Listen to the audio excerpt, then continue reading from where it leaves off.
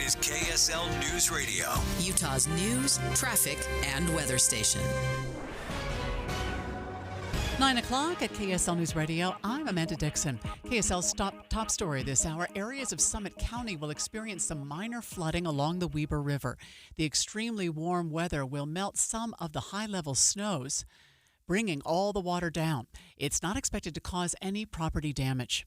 Utah veterinarians say they're seeing a big uptick in the number of dogs hurt by foxtails. Foxtails are dangerous seeds of wild grasses. Those seeds are drying out and spreading on trails and other wild areas. If your dog is licking excessively, especially in its paws, it may have a foxtail. Those can work their way up into the legs of dogs, requiring surgery.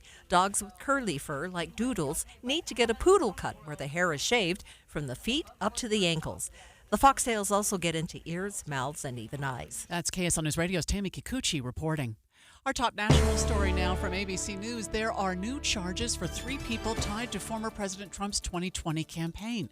The 3 men are accused of forging a document to help overturn the results of the election. Among those charged, attorney Kenneth Chesbrough, who has already pleaded guilty to a conspiracy charge involving a fake elector scheme in Georgia. Wisconsin joins 4 of the states that have charged Trump associates in the fake elector scheme, including Michigan, Georgia, Arizona, and Nevada. The controversy over the 2020 election still playing out. ABC News Chief Justice Correspondent Pierre Thomas reporting. Your money at this moment, the Dow is off 41 right now. That's 0.1%. We're at 38,669. Coming up, that heat wave is right around the corner. KSL weather is next. KSL News Time, 9:02. Here's a way to get breaking news updates anywhere you go. At the store or in a work meeting, you can get breaking news on your phone. You can quickly read it, swipe, or click for more. It's super discreet, super fast. That's the app for KSL News Radio. Tim Jr. here from RGS Exteriors. Did you know that we offer 3 distinct styles of gutter protection? Each one meant to handle a specific leaf problem. You might not even know there are different styles of gutter protection, but there are. And if you pick the wrong one, it could be a huge waste of money. Now, the big gutter guard companies won't tell you this. They try to sell you a one-size-fits-all gutter guard. And it could be completely wrong for the amount and types of trees and leaves you have. Not RGS Exteriors.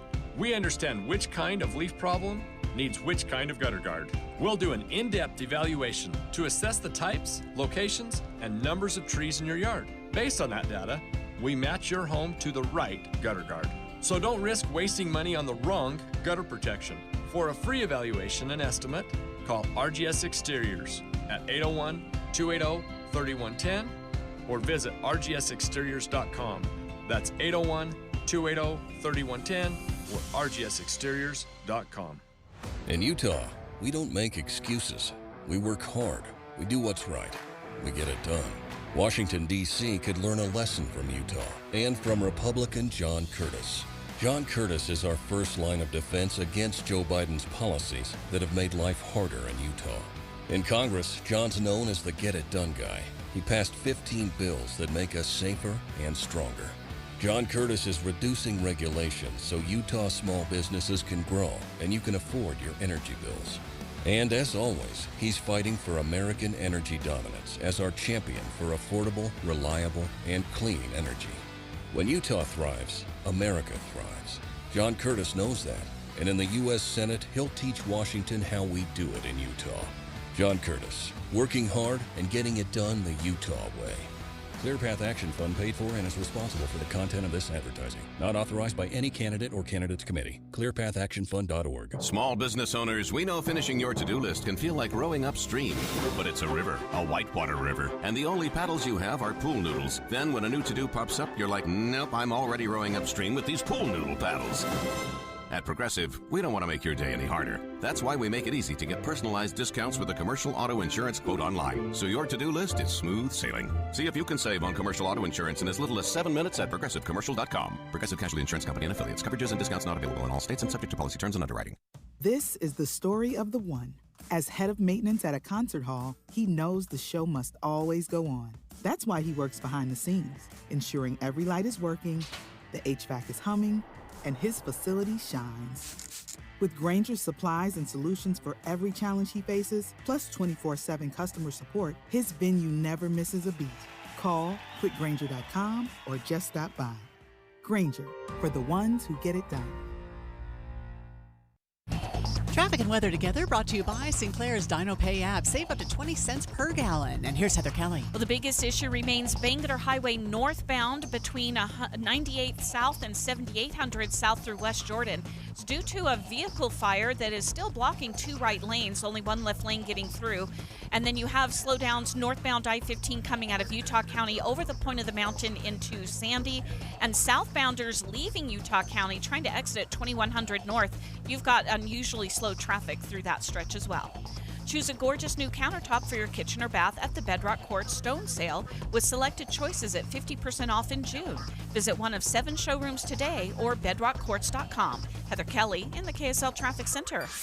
The warm, sunny weather continues today. We'll get up to 89 for a high today, 95 for tomorrow and Friday. Right now, sunshine and 72 degrees. I'm Amanda Dixon from the KSL Common Spirit Health Studios. Listen online at kslnewsradio.com. We're Utah's news, traffic, and weather station. Dave and Dujanovic, your morning companions for talk, analysis, and key perspectives on Utah's biggest stories on KSL News Radio. Got a lot more information this morning. We're going to get into the guy that is accused of hitting and killing Sergeant Hoosier. The Santaquin police officer lost his life just a few weeks ago. Dave was high as a kite on methamphetamine, and we're getting all kinds of details in these new affidavits that have been released by police. So we're gonna look at the wild story that led up to that horrible situation. It explains so much of what happened, and as we get the details, especially when you look at meth, how it affects the body, the psychosis that can happen, it makes so much sense of how this played out, because I think part of the frustration of what was happening is, like, how could something so awful happen and spiral so quickly? This answers a lot of questions for me. It's 9:07. It's time for the launch. Sequence engaged. And here are 3 things that Debbie wants you to know. Countdown. 3. Well, I want to add to what you were saying to begin. We're going to talk about this at 9:35 as well. It wasn't that he was just doing meth at a truck stop, allegedly in Beaver, shortly before he was accused of hitting and killing that Santaquin police sergeant, Dave. It's that he started to hallucinate so badly that he gets on the phone with 911 and he's claiming that Hell's Angels are after him, that somebody's standing on the back of his truck. And then his girlfriend, we're now learning that they're calling her a girlfriend that he was driving with, was so scared of what was going on in his erratic driving that she's, etching out the words "help me" on a piece of paper in the cab of the truck.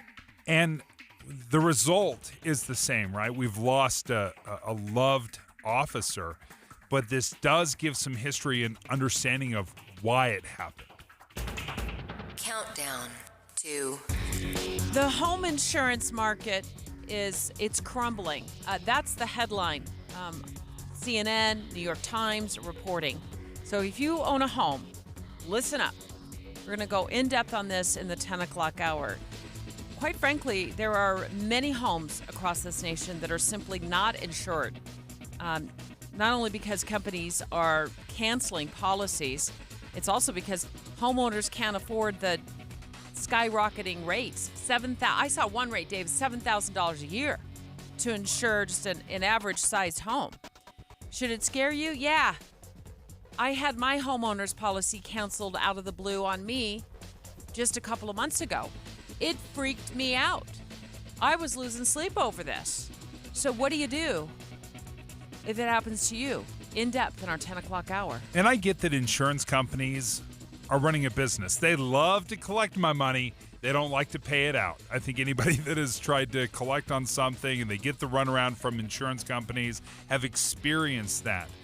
But this is one of the concerns I have with insurance companies becoming so large and so profitable. They can just start taking these big risks and saying, no, we're not even going to mess with them. Well, what happens when you desperately need it. I mean, this is the biggest investment you will make in your entire life. How can this not be covered? Launch countdown 1. A $44,000 a year pay raise for Salt Lake City Mayor Aaron Mendenhall is on the table.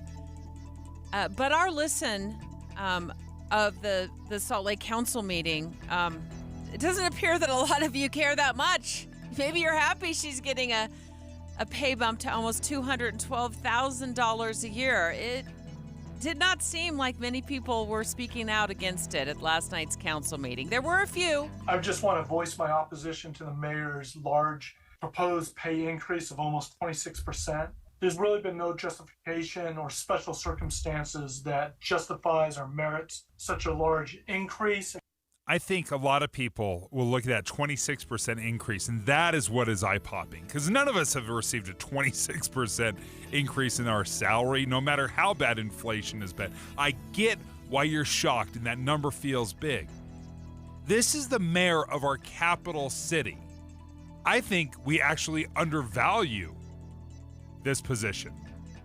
Dave and Dujanovic. The Launch. Commence. Dave and Dujanovic. Special coverage of the top local stories. Well, she doesn't. She's proposing a $44,000 a year pay raise for herself. That's a 25%. Maybe it's 26%. It's a lot. Who among us? Not me. Not you. The mayor of Salt Lake City. I was shocked when I saw this number, just because usually, you feel lucky if you get a 3% pay raise, Oh, I get to keep my job. No, she's going to get bumped to well over $200,000 a year. But to me, what stood out to me in this meeting is the public backlash to this seems so narrow. So narrow. I'm here to speak to the mayor's proposal for a 26% increase in salary. I'm completely opposed to this because in the real world that we all live in, we get pay increases according to our performance, and her performance has been abysmal at best. It was not a sold-out crowd to show up and complain about this $212K a year she's going to make. But I do actually kind of like that argument right there, that your pay should be determined on your performance. And if you think someone's doing a terrible job, why not cut their pay? If they're doing a phenomenal job, raise it. That is not what we do in government work.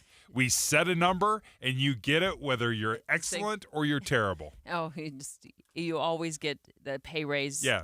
It doesn't matter on how well you perform or how badly you perform. It is the matrix. You can look at it and say, oh, I've been here this many years. This is the job. This is the promotion. You can know exactly what you're going to make. So she'd go from $168K a year to $211,000 a year. There's really been no justification or special circumstances that justifies or merits such a large increase. I would suggest maybe looking at giving the mayor a pay raise that's equal to the average pay raise that the employees of Salt Lake City get.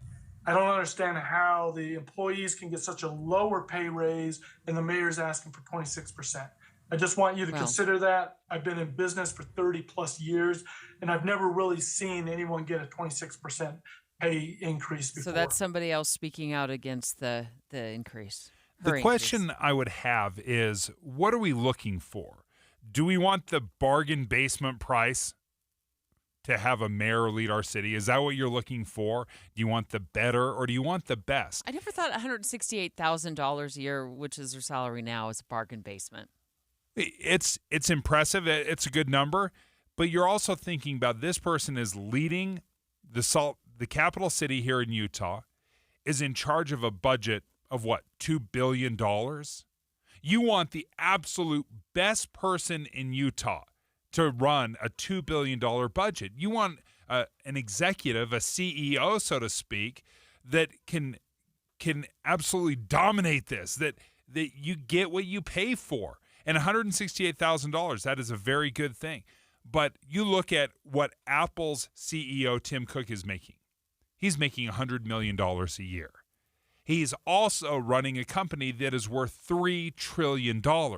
I'm just saying, when you're the top dog, when you are running a company, when you are running a city, we should pay a premium and demand the absolute best. Let's take live phone calls. I disagree with you, Dave. Completely disagree with you. $211,000 a year? I mean, she's making more than the mayors of Portland, of Sacramento, the mayor of Denver. Absolutely not. That's way, way, way too much money for that position. But do you think the Salt Lake City mayor that office does deserve a $211,000 a year salary? You think so? Tell us why. 801-575-TALK. Your live calls next. Dave and Dujanovic. Here's a trick to podcasting at work and getting all the Utah news you love. Download the KSL News Radio app. The podcast for Utah's morning news and Dave and Debbie are right there. Dozens of podcasts a day. That's the app for KSL News Radio. Hey, have you saved more than $200,000 in an IRA or 401k? You may not realize it now, but you've got a big problem on your hands. And that problem is taxes.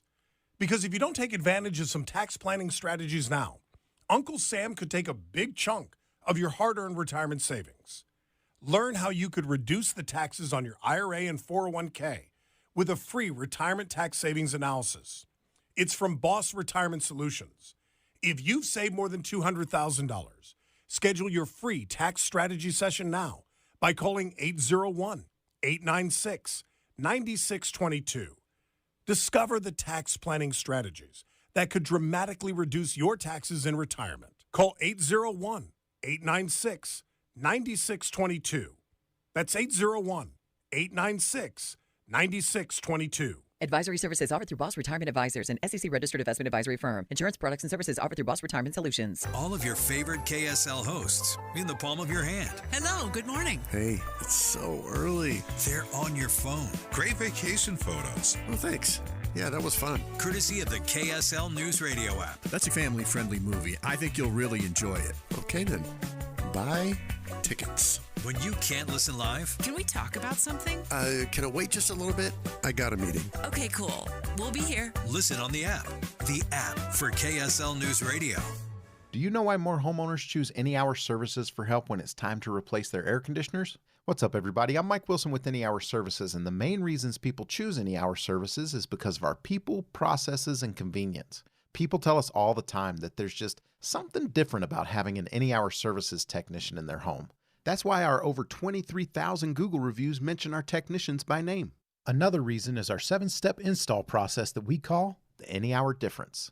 It all starts with a needs analysis where you explain what you like and dislike about your current system. This helps us design and size a system that fits your comfort and efficiency preferences as well as your home's airflow requirements. As for convenience, most of our installs are completed in one day. We also have flexible, no money down financing options available, even if you've been told no in the past. So if you've been thinking about getting a new air conditioner, call Any Hour Services and schedule a free estimate today. Google Any Hour Services or schedule online at anyhourservices.com. No one helps more homeowners than Any Hour Services. My name is Frank Myler, and I approve this ad. My competitors talk a good game about fighting for your rights, but talk is cheap. Actions speak louder than words. I am the only attorney in this race who has protected religious freedom, freedom of association, freedom of speech, and Second Amendment rights. I defended the Highway Patrol Memorial Crosses as a private attorney, and I did not charge them a dime. I will defend the rights of every Utah citizen, and I'm counting on you for your vote for Attorney General. This ad paid for by the committee to elect Frank Myler Attorney General. Healthcare with human kindness is here. It's at Common Spirit Health. Hospitals, clinics, and caregivers all connected to advance healthcare in Colorado, Kansas, and Utah. Together, we have a common purpose, partnering with you in health and healing using powerful medicine, powerful technology, and the greatest power of all, human kindness. You'll know it when you see it, because human kindness is in every care site and in every caregiver. Common Spirit Health. Hello, human kindness. Get in zone, AutoZone. Welcome to AutoZone. What are you working on today? I think my battery's dead. With free battery testing and charging, we can help you get back on the road. Get in zone, AutoZone. So what if I need a new one? We have the right Duralast battery for you, only at AutoZone. Get in zone, AutoZone. And what about my old battery? we can recycle it right here at America's #1 battery destination. Get in the zone, AutoZone. Restrictions apply. Thanks for calling Discover. This is Gabby. Hey, Gabby. It's Jennifer Coolidge. Hi. I'm so glad I reached you at 2 a.m. Oh, of course. Anyone with a Discover card can call and talk to a real person 24/7. Now, how can I help? Yeah, I used my Discover card to buy these yellow pleather pajamas, and I'm just not sure I'm pulling them off. 24/7 U.S.-based customer service. It pays to Discover. Limitations apply. Learn more at discover.com/creditcard. With the 3 things you need to know this hour, I'm Amanda Dixon. First, people in areas of Summit County are being told to expect some minor flooding along the Weber River as river runoff peaks. Second, Utah's candidates in the 3rd Congressional District hit the stage last night, hoping to fill the gap left by Representative John Curtis, who is running for the Senate. Third, Utah Lake is getting an eco-makeover. The Utah Lake Authority is planting over 10,000 native plants along the shore. Right now, sunshine and 72 degrees in Salt Lake City. Back to Dave and Dujanovic on KSL News Radio.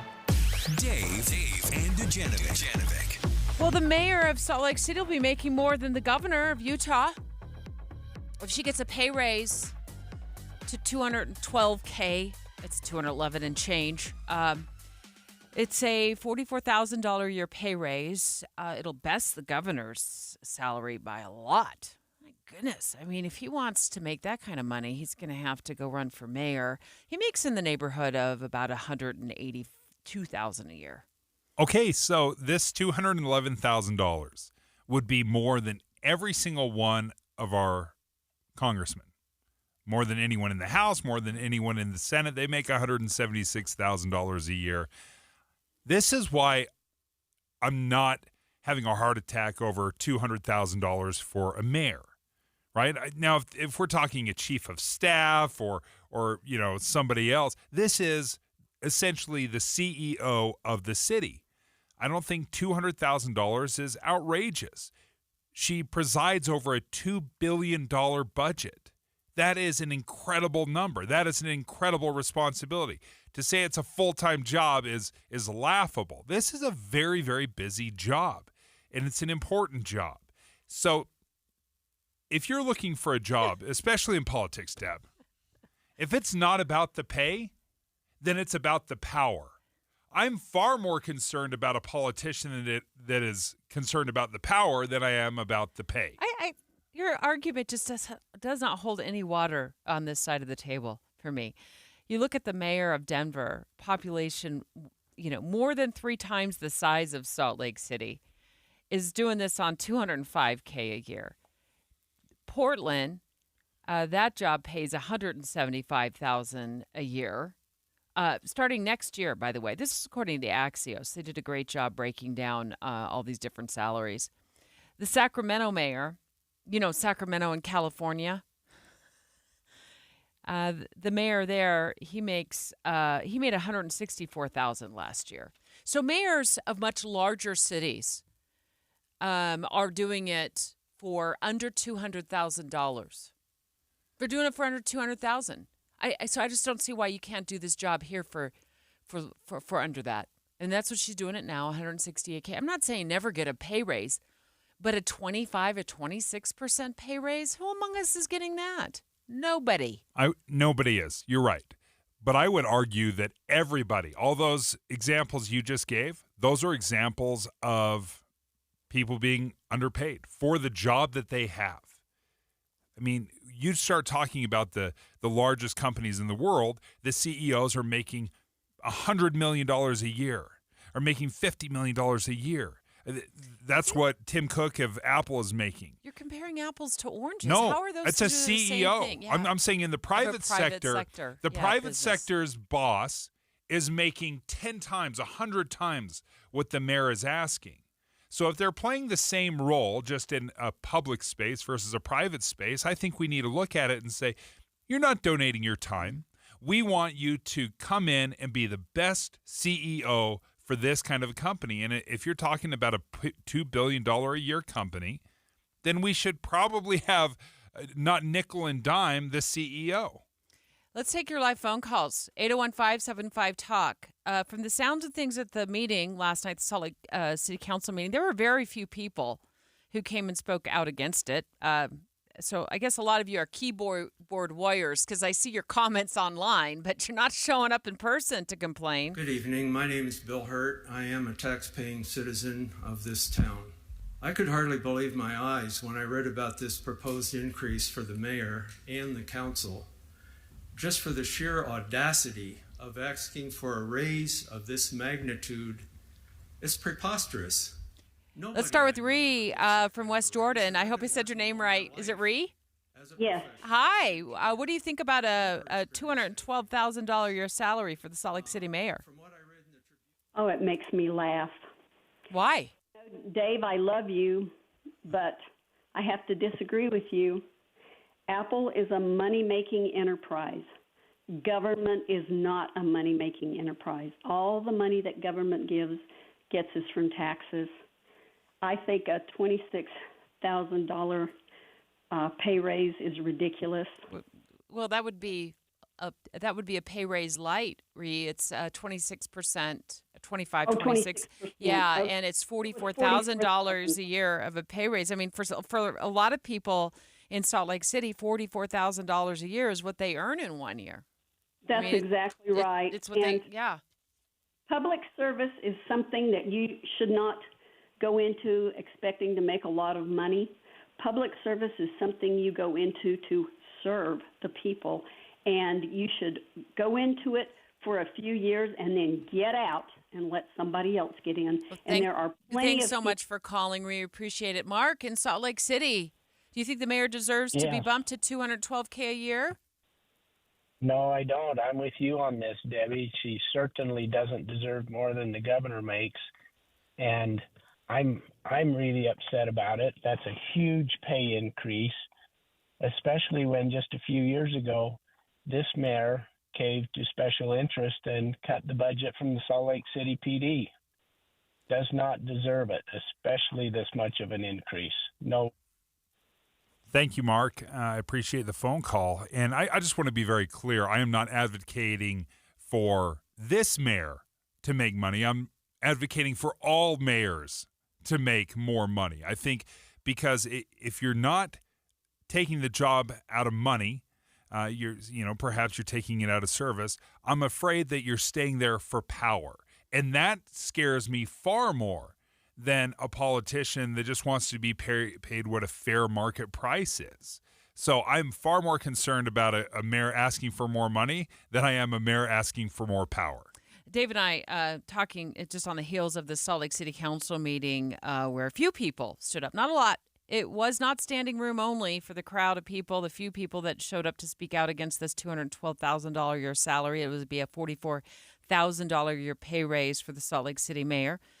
But a few people were upset about it. They brought some good arguments. I don't know if it's going to have much of an impact. But Richard, what do you think? Does she deserve to earn more than $210,000 a year? No, I tend to agree with you, Debbie.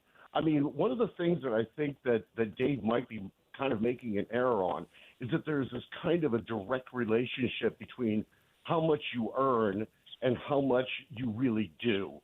No human can actually earn $100 million. What you need is somebody who is adequate and can do the job, and they should earn an appropriate amount. And they should not be making millions, or even necessarily in this state, $212,000. Yeah, that's a great. And in Sacramento, we're just talking about that. The mayor there is making far less than that amount. Sacramento's it's the capital of. Isn't it the capital of California? There, Dave. Sacramento. We were like, we didn't take. Thanks for the geography lesson, Deb. Okay, so just my final thought.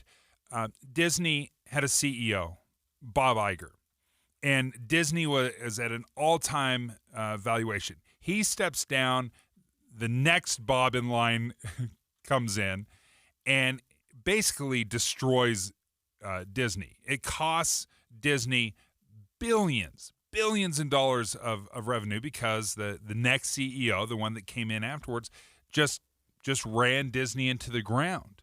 Bob Iger had to come back and he's tried to rebuild Disney. It's been incredibly difficult. When you don't have the right CEO, and that's what the mayor is the CEO of the city, then they can do so much damage. I want to bring the absolute best candidates to run our cities. And I don't think a few thousand or $40,000 should be the difference maker. All right, Dave's going to double down. We're going to give him a win, even though nobody agreed with me. No, I love it. Nobody agrees. We're just going to pretend like Dave won the argument. All right. Straight ahead, it turns out that there's a new report out that this guy was high as a kite doing meth at a truck stop in Beaver before kidnapping his girlfriend at knife point, calling 911 to report the Hells Angels were on his tail. We're talking about the man now accused of killing Sergeant Bill Hoosier in Santaquin. We'll have more details in just a moment.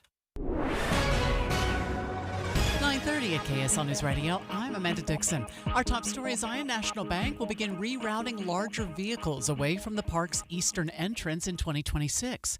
KSL News Radio's Michael Commit joins us with more. Michael? It's hard for big vehicles to travel the Mount Carmel Zion Highway without crossing over lanes or stressing the bridges. As a matter of fact, Park PIO Amanda Rowlands says 50 tunnel escorts that block traffic happen every day because of large vehicles. So to help prevent these problems, vehicles wider than 7'10" and taller than 11'4" will be rerouted from the Mount Carmel entrance in 2026. The goal is that if they're too large to safely drive on the Zion Mount Carmel Highway, they'll drive around the park on existing roads. The reason for the 2-year wait is so that Zion can coordinate with their partners. Michael Commit, KSL News Radio. Our top national story now from ABC News. 2 airliners came within hundreds of feet of one another at New York's Kennedy Airport last year, and investigators now say they know why. Here is ABC's Rhiannon Alley. Investigators are blaming multitasking and miscommunication for a near collision at New York's JFK Airport. Delta 1943, runway 4 left, clear for takeoff. In January last year, air traffic controllers cleared a Delta flight for takeoff, but as the plane accelerated down the runway at 120 miles per hour, an American Airlines crew made a wrong turn and crossed into the path of the Delta plane. The Delta pilot was able to decelerate just as the American jet passed in front of it. Utah Lake is getting an eco makeover. The Utah Lake Authority is planting over 10,000 native plants along the shore. They're hoping it will bring consistent and resilient wildlife to the area. Your money at this moment, the Dow is up 21 points. Now we're at 38,732. Coming up, get ready for the heat because it's coming. KSL weather is next. KSL News Time, 9:33.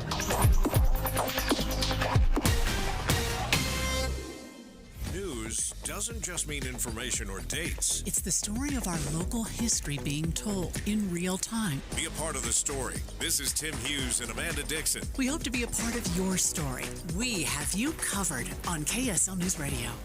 I remember sitting down with Master Electrical. Debbie, you and I both did this at lunch together, and they were talking about the importance of the customer and making sure that they have a great experience every single time. And they're so keen on their upfront pricing and their upfront pricing guarantee. That's what I love about Master Electrical. So often we know when we go out and get bids, they can be just guessing games and we get this surprise bill at the end. That's not the case with Master Electrical. Upfront pricing guarantee is the name of how that is exactly how they do business. They guarantee that price upfront, and that's the price you pay when the job is done. And if you look around your house, you probably see all of the things that you would like to tweak with your electrical stuff. Maybe it's adding some lights. Maybe it's adding an EV charger because you just purchased a new EV.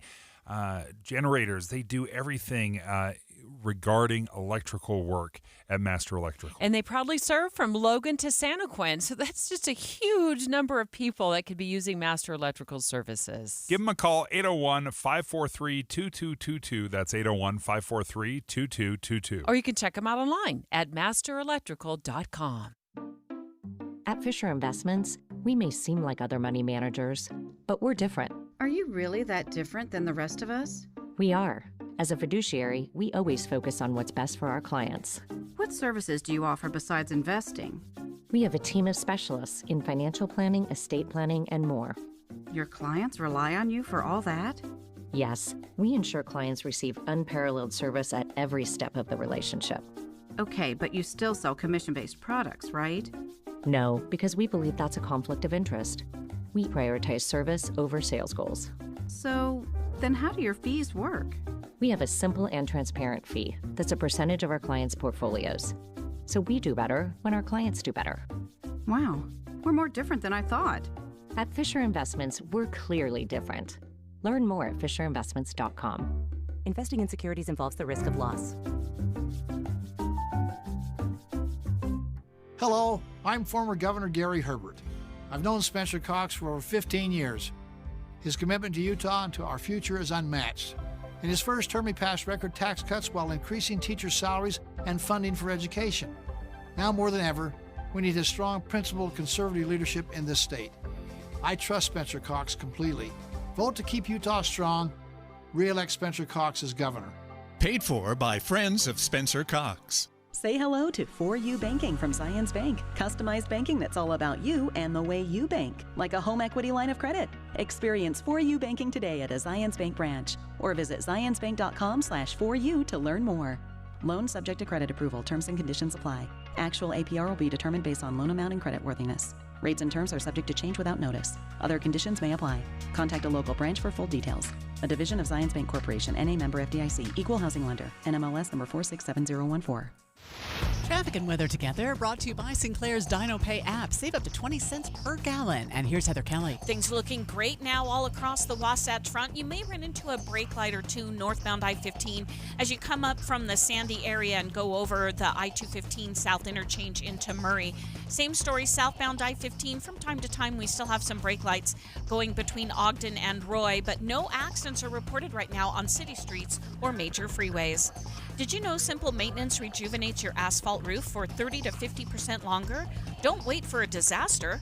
Go to the Masters at masterroofingutah.com to schedule your free assessment today. Heather Kelly in the KSL Traffic Center. Would you like some warm temperatures? We're going to get up to 89 today, 95 tomorrow and Friday. Slight chance of rain on Friday. Right now it's sunny and 73 degrees. I'm Amanda Dixon from the KSL Common Spirit Health Studios. Listen online at kslnewsradio.com. We're Utah's news, traffic, and weather station.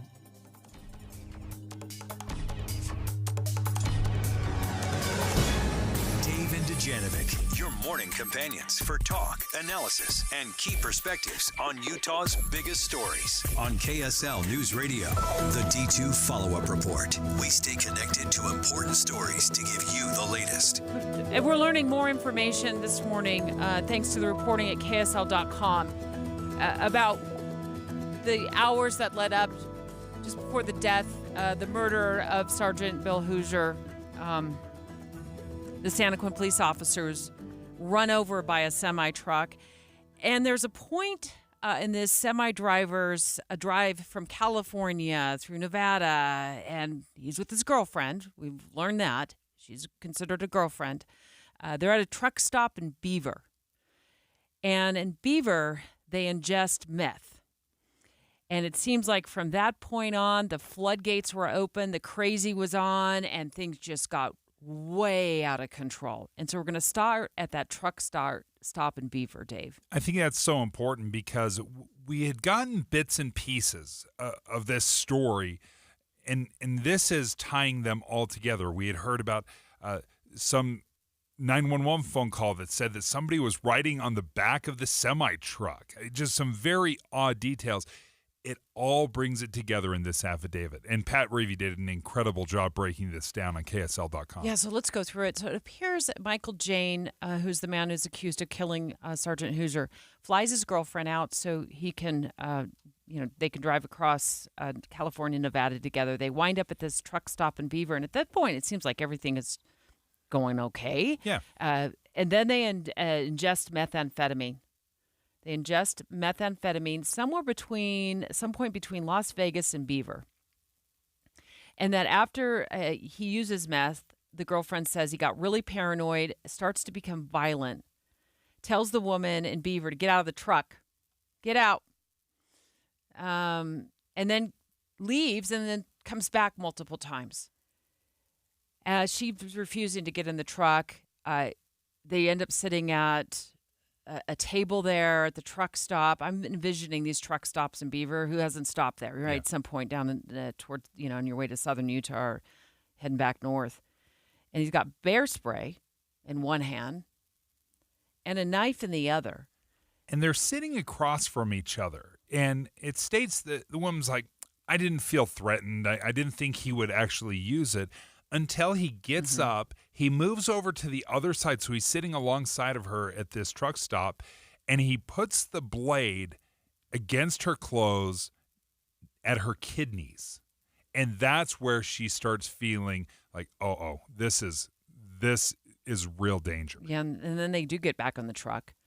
And he starts jumping out or yelling something about the Hells Angels. It seems like at this point he's hallucinating, having a reaction to the meth they ingested or, that he ingested, and that he needs to call police.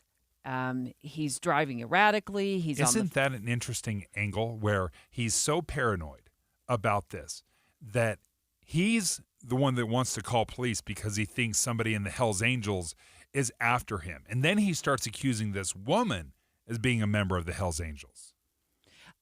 Interesting, because you said it's interesting. Why do you find that interesting? I think that's probably how meth does meth does to people. Well, the fact that he thought about calling the police and ultimately that he's the one that killed the police officer. So he's reporting all of these problems on with 911, and then he's ultimately the one that they do the traffic stop in Santaquin, and he takes off from the traffic stop, makes the U-turn, and comes back and is the one that kills Sergeant Hooser, allegedly.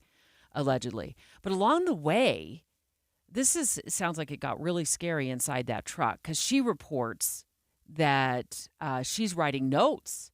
She's like, at this point, she's in the back of the cab, and he's going all over the road, and she's writing a note, "Help me," because she's afraid she's going to get thrown from the truck. The truck's going to roll off the road. So she's writing, "Help me," and then grabs some sort of like a glow-in-the-dark dog collar, some sort of collar, and in case she gets thrown from the truck and then searchers can find her. Well, at this point, it sounds like this is about the time that he's spotted.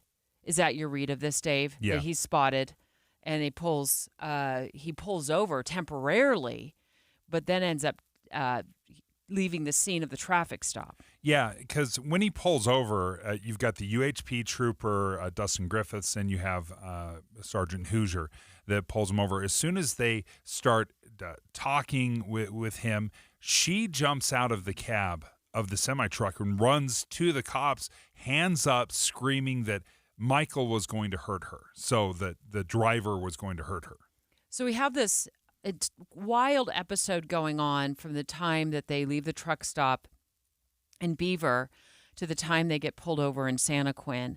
And remember, at some point, it looked like, it sounded like from our read of things that it was Sergeant Hoosier who spotted that truck, pulled him over, then gets backing from the UHP trooper, who ends up not being injured, even though the truck is coming at both of them, because it's the girlfriend who screams at the UHP trooper.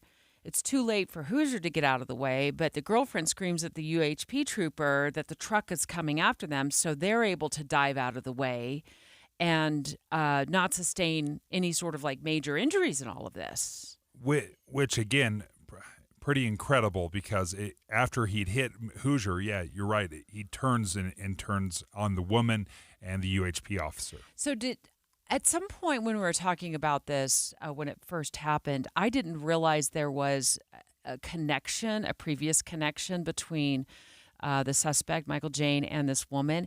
I initially thought maybe he had kidnapped her or forced her in the truck somehow, or they'd met along the route. But now we're learning from KSL.com's reporting that he flew her out from Idaho so she could drive across California, Nevada with him. That was news to me in this. Yeah, and she had brought along with her luggage. They had been traveling through a couple states, it sounds like. But it was at the moment that they ingested the meth, it sounds like they both had ingested meth, that everything turned south. And then after he allegedly killed Hoosier, he takes off on a chase, a 170-mile chase that ends in Vernal. He's breaking into cars. He's, stealing cars. He's dumping cars. Stole a gun. That's something new that we learned. Yeah. The methamphetamine that he's accused to have ingested, it apparently does things to people that, you and I are, many of us are not in this world. I had no idea would drive somebody to this level of paranoia. Now, these are all, this is what we're learning through police affidavits. Right. We're just going off of what we're learning here. I didn't realize that this could cause such havoc. Yeah, I'm learning more about it. It's talking about methamphetamine psychosis, and I want to read some of the symptoms to you in the next segment. And just, this is us analyzing it from a distance, but how spot on it seems like this story matches up with the methamphetamine psychosis. Because I've known, I've read stories that people lose their teeth, that they basically pick off of their skin when they're on meth. But this is a whole level that, people do meth, but not everybody who does meth is accused of killing a police officer. Right. Let's get Greg Skordas, former prosecutor, defense attorney as well now, to join us and tell us what he sees when, people who've on meth come to him for help to be their defense attorney. That's next. Dave and Dujanovic. A lot of us are filling our workdays with podcasts. When you're working, go to KSLNewsRadio.com. Click on Dave and Debbie's podcast and pick a topic and story length. Podcast with Dave and Debbie. Then get to work with KSL News Radio. This is Jeff Stout with Fink and McGregor, Mortgages Made Simple. Interest rates are not the only thing that has evolved in the mortgage industry. The way loan programs are priced has also undergone some changes. These days, sometimes FHA loans work out better, even factoring in mortgage insurance. This is because loans have what are called loan-level pricing adjustments, and they are usually much higher on conventional loans. These fees are more prominent with cash-out refinances, low down payment purchases, and lower credit score scenarios. These extra costs end up pushing interest rates higher, and this is why a rate quote without context is usually inaccurate. It can be confusing, but we can help you sort through the numbers to see which option fits your situation. Fink and McGregor, Mortgages Made Simple, 801-264-9494. That's 264-9494. Or on the web at finkmcgregor.com, NMLS 289115. With big tech coming after our kids, the inflow of illegal drugs coming to our state. For Attorney General, we need someone we can trust to do the right thing for the right reason. That's Derek Brown. Derek fought to protect kids on social media. He'll defend the Second Amendment. Stand up to Biden when he tries to take our lands. Derek Brown will fight to secure the border. And that's the kind of leadership we really need. We trust Derek Brown for Attorney General. I'm supporting Derek Brown. Paid for by Derek Brown for Attorney General. Good morning. Baby, it's a brand new day. Come aboard Norwegian Cruise Line. Unpack once and wake up in a new destination nearly every morning. Book today to get 35% off all cruises and free airfare for second guest. Plus, enjoy your vacation with free unlimited open bar, free specialty dining, and more. Visit ncl.com, call your travel advisor, or 1-888-NCL-CRUISE. Offer ends soon. Norwegian Cruise Line. Ships registry the Bahamas and USA. Restrictions apply. The rest of my life gonna start today. As a roofer, spring means the start of my busy season, which means I've got to get organized with help from Beacon. I can save time with Beacon Pro Plus and 24/7 access to live pricing, delivery tracking, order history, and more. Plus, this spring, I can earn $1,000 and the chance to win a $25,000 backyard renovation just by buying my CertainTeed shingles online with Beacon. No purchase necessary. Now that's what I call a spring cleanup. Visit BECN.com for official rules and to start earning entries. Summer starts now with Memorial Day appliance savings at Lowe's. Get up to 40% off. Plus, save an extra $50 on every $500 you spend on select major appliances from brands like KitchenAid. And right now, you can double your savings when you spend $2,500 or more. Shop in-store or online today because Lowe's knows home improvement. Offer valid through 6/5. Savings vary based on purchase amount. Exclusions apply. See Lowe's.com for more details. It's complicated. These days, that's how people even describe their relationship status. When it comes to the latest complexities in your car, it's gotten really complicated. The experts at AMCO undergo the most rigorous training to stay on top of the latest car technologies, so there's nothing we can't fix. Well, except for that complicated relationship. When it comes to that, you're on your own. AA, MCO. Check engine light on? We'll check it for free. I'm Jason Walton, candidate for U.S. Senate. I'm recording from the Tucson sector of our southern border, and nobody's here. Our government should defend our territory, but President Biden, Mitch McConnell, and career politicians are funding war in other countries while the cartels are waging unchecked war here on American soil. I'm standing up to build the wall, end catch and release, and secure the border. Stand with me. I'm Jason Walton. The cost of food, gas, and interest rates have all risen because career politicians are addicted to spending, causing the federal debt to go up and our money's value to go down. My opponents are all big spending career politicians, but I'll stop runaway inflation by passing a balanced budget amendment, forcing the government to spend only what we give them. I'm Jason Walton, a Republican candidate for U.S. Senate, and I approve this message. Paid for by Friends of Jason Walton for Senate. Master Electrical Services, home of the upfront pricing guarantee. With the 3 things you need to know this hour, I'm Amanda Dixon. First, Boeing has launched its Starliner spacecraft with 2 astronauts on board. The program is 4 years behind schedule and over $1 billion over budget. Second, a man found guilty of shooting and killing a Provo police officer in 2019 has been sentenced to life in prison without parole. Third, Zion National Park will begin rerouting larger vehicles away from the park's eastern entrance in 2026. It's a move to help improve traffic flow on the Mount Carmel Zion Highway. Right now, 73 degrees in Salt Lake. Back to David Dujanovic on KSL News Radio. Dave and Dujanovic. The D2 follow-up report. We stay connected to important stories to give you the latest. We're just learning so much more information about what led up the moments before, the hours before the murder of Sergeant Bill Hoosier. Through KSL.com article, they obtained the affidavits or more information from police about what happened, and there was apparently a moment along his drive where the semi-truck driver, Michael Jane, who's accused of killing Hoosier, had ingested methamphetamine, and that moment came at a truck stop in Beaver, which isn't far from Santaquin, where he eventually, like I said, was accused of running down Hoosier with that semi-truck. And the woman that was traveling with Jane, who's being described as his girlfriend, said shortly after that happened, that's when the paranoia and the violence started to happen. And this is with her, not the police officers. This was happening at the truck stop where he essentially abducted her and kidnapped her at knife point, had some bear spray, had held allegedly the knife next to her back, her kidneys, and said, "You have to come with me."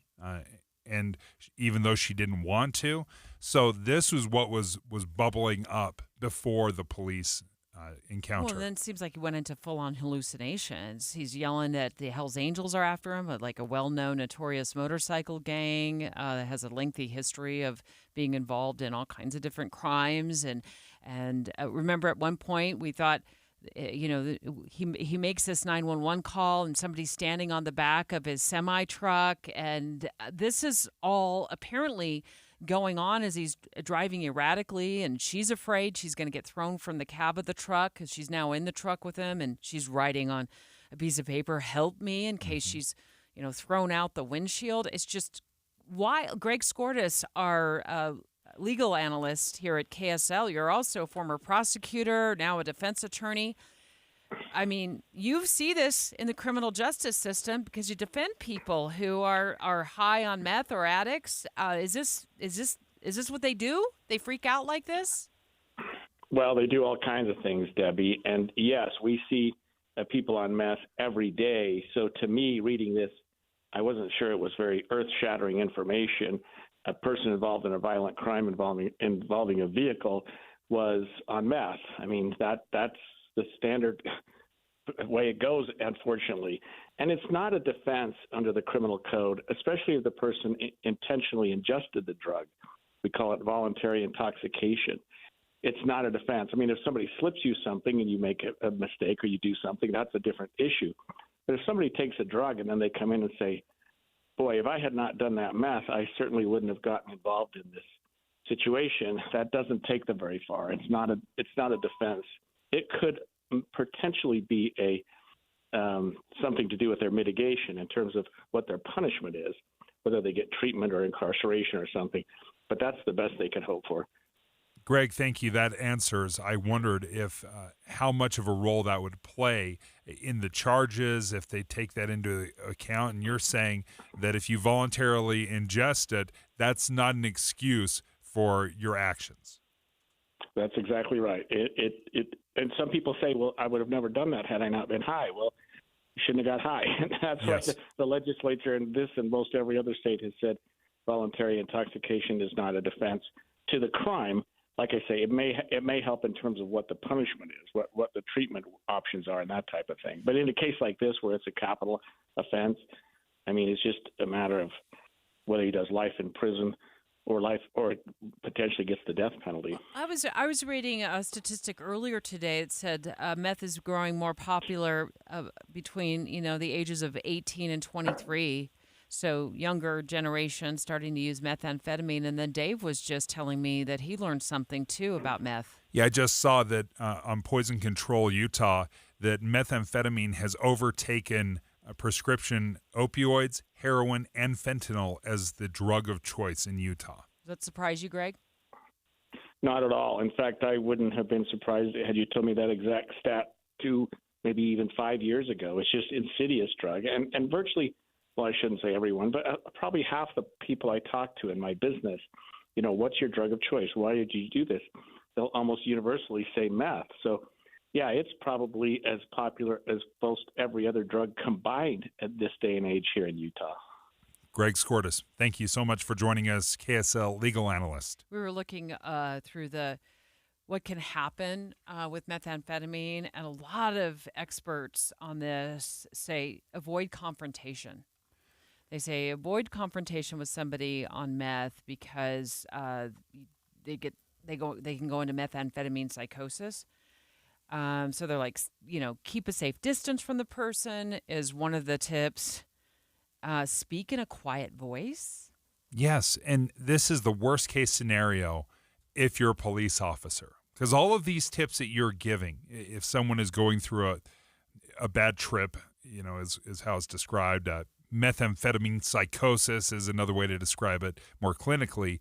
But as you're saying, keep a safe distance from the person, speak in a quiet voice, avoid physical contact, minimize direct eye contact. All of these things is exactly how police officers are trained to engage the public. Mm-hmm. So you can just see it's this terrible nexus of the worst case scenario, and this is exactly what happens, the worst case scenario. It said dependence on methamphetamine is a key factor for psychosis. So if somebody's addicted to meth, they're going to go, the likelihood that they're going to go into psychosis is going to grow. Well, there's no way that, I don't think any way that these officers who ended up pulling over that semi-truck would have known all this was going on. Of course not. It sounds like she didn't have access to her phone to even make a 911 call herself. He's on the phone freaking out with 911. And so cops are natural. And plus he's driving erratically, so they're going to just pull him over. And then he leaves the scene, turns around and comes back and hits Hoosier. One thing I didn't realize with meth is how common hallucinations are. If you're in methamphetamine psychosis, hallucinations are very common apparently. And one of the oddest parts of this story was where Jane called 911 and said that somebody was riding on the back of his semi-truck. Mm-hmm. I don't know if that was a hallucination or what, but that is something that's happening with meth that obviously it would make a lot of sense. I think once he ingested meth, allegedly, at that truck stop, everything from then on out was just a wild story. It's just a wild story. What a tragedy.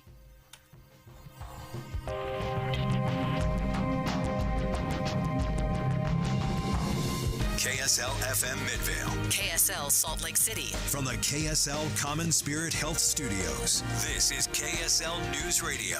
Utah's news, traffic, and weather station. It's 10 o'clock at KSL News Radio. I'm Dan Bomas. KSL's top story this hour. We see deer and raccoons, other wildlife in Salt Lake City pretty regularly, but bears are rare. KSL News Radio's Eric Cabrera says a bear wandered into town this morning, and he joins us live. And Eric, where is this? Dan, so imagine first waking up to a knock on your door from SLCPD warning you to stay inside because there's a bear in your tree. For residents on Reed Avenue between 3rd West and Wall Street in Salt Lake City, it is reality.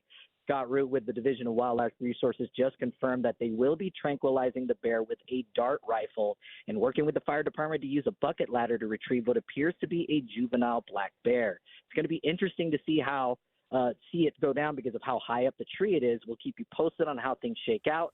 For now, reporting live, Eric Cabrera, KSL News Radio. Our top national story this hour from ABC News.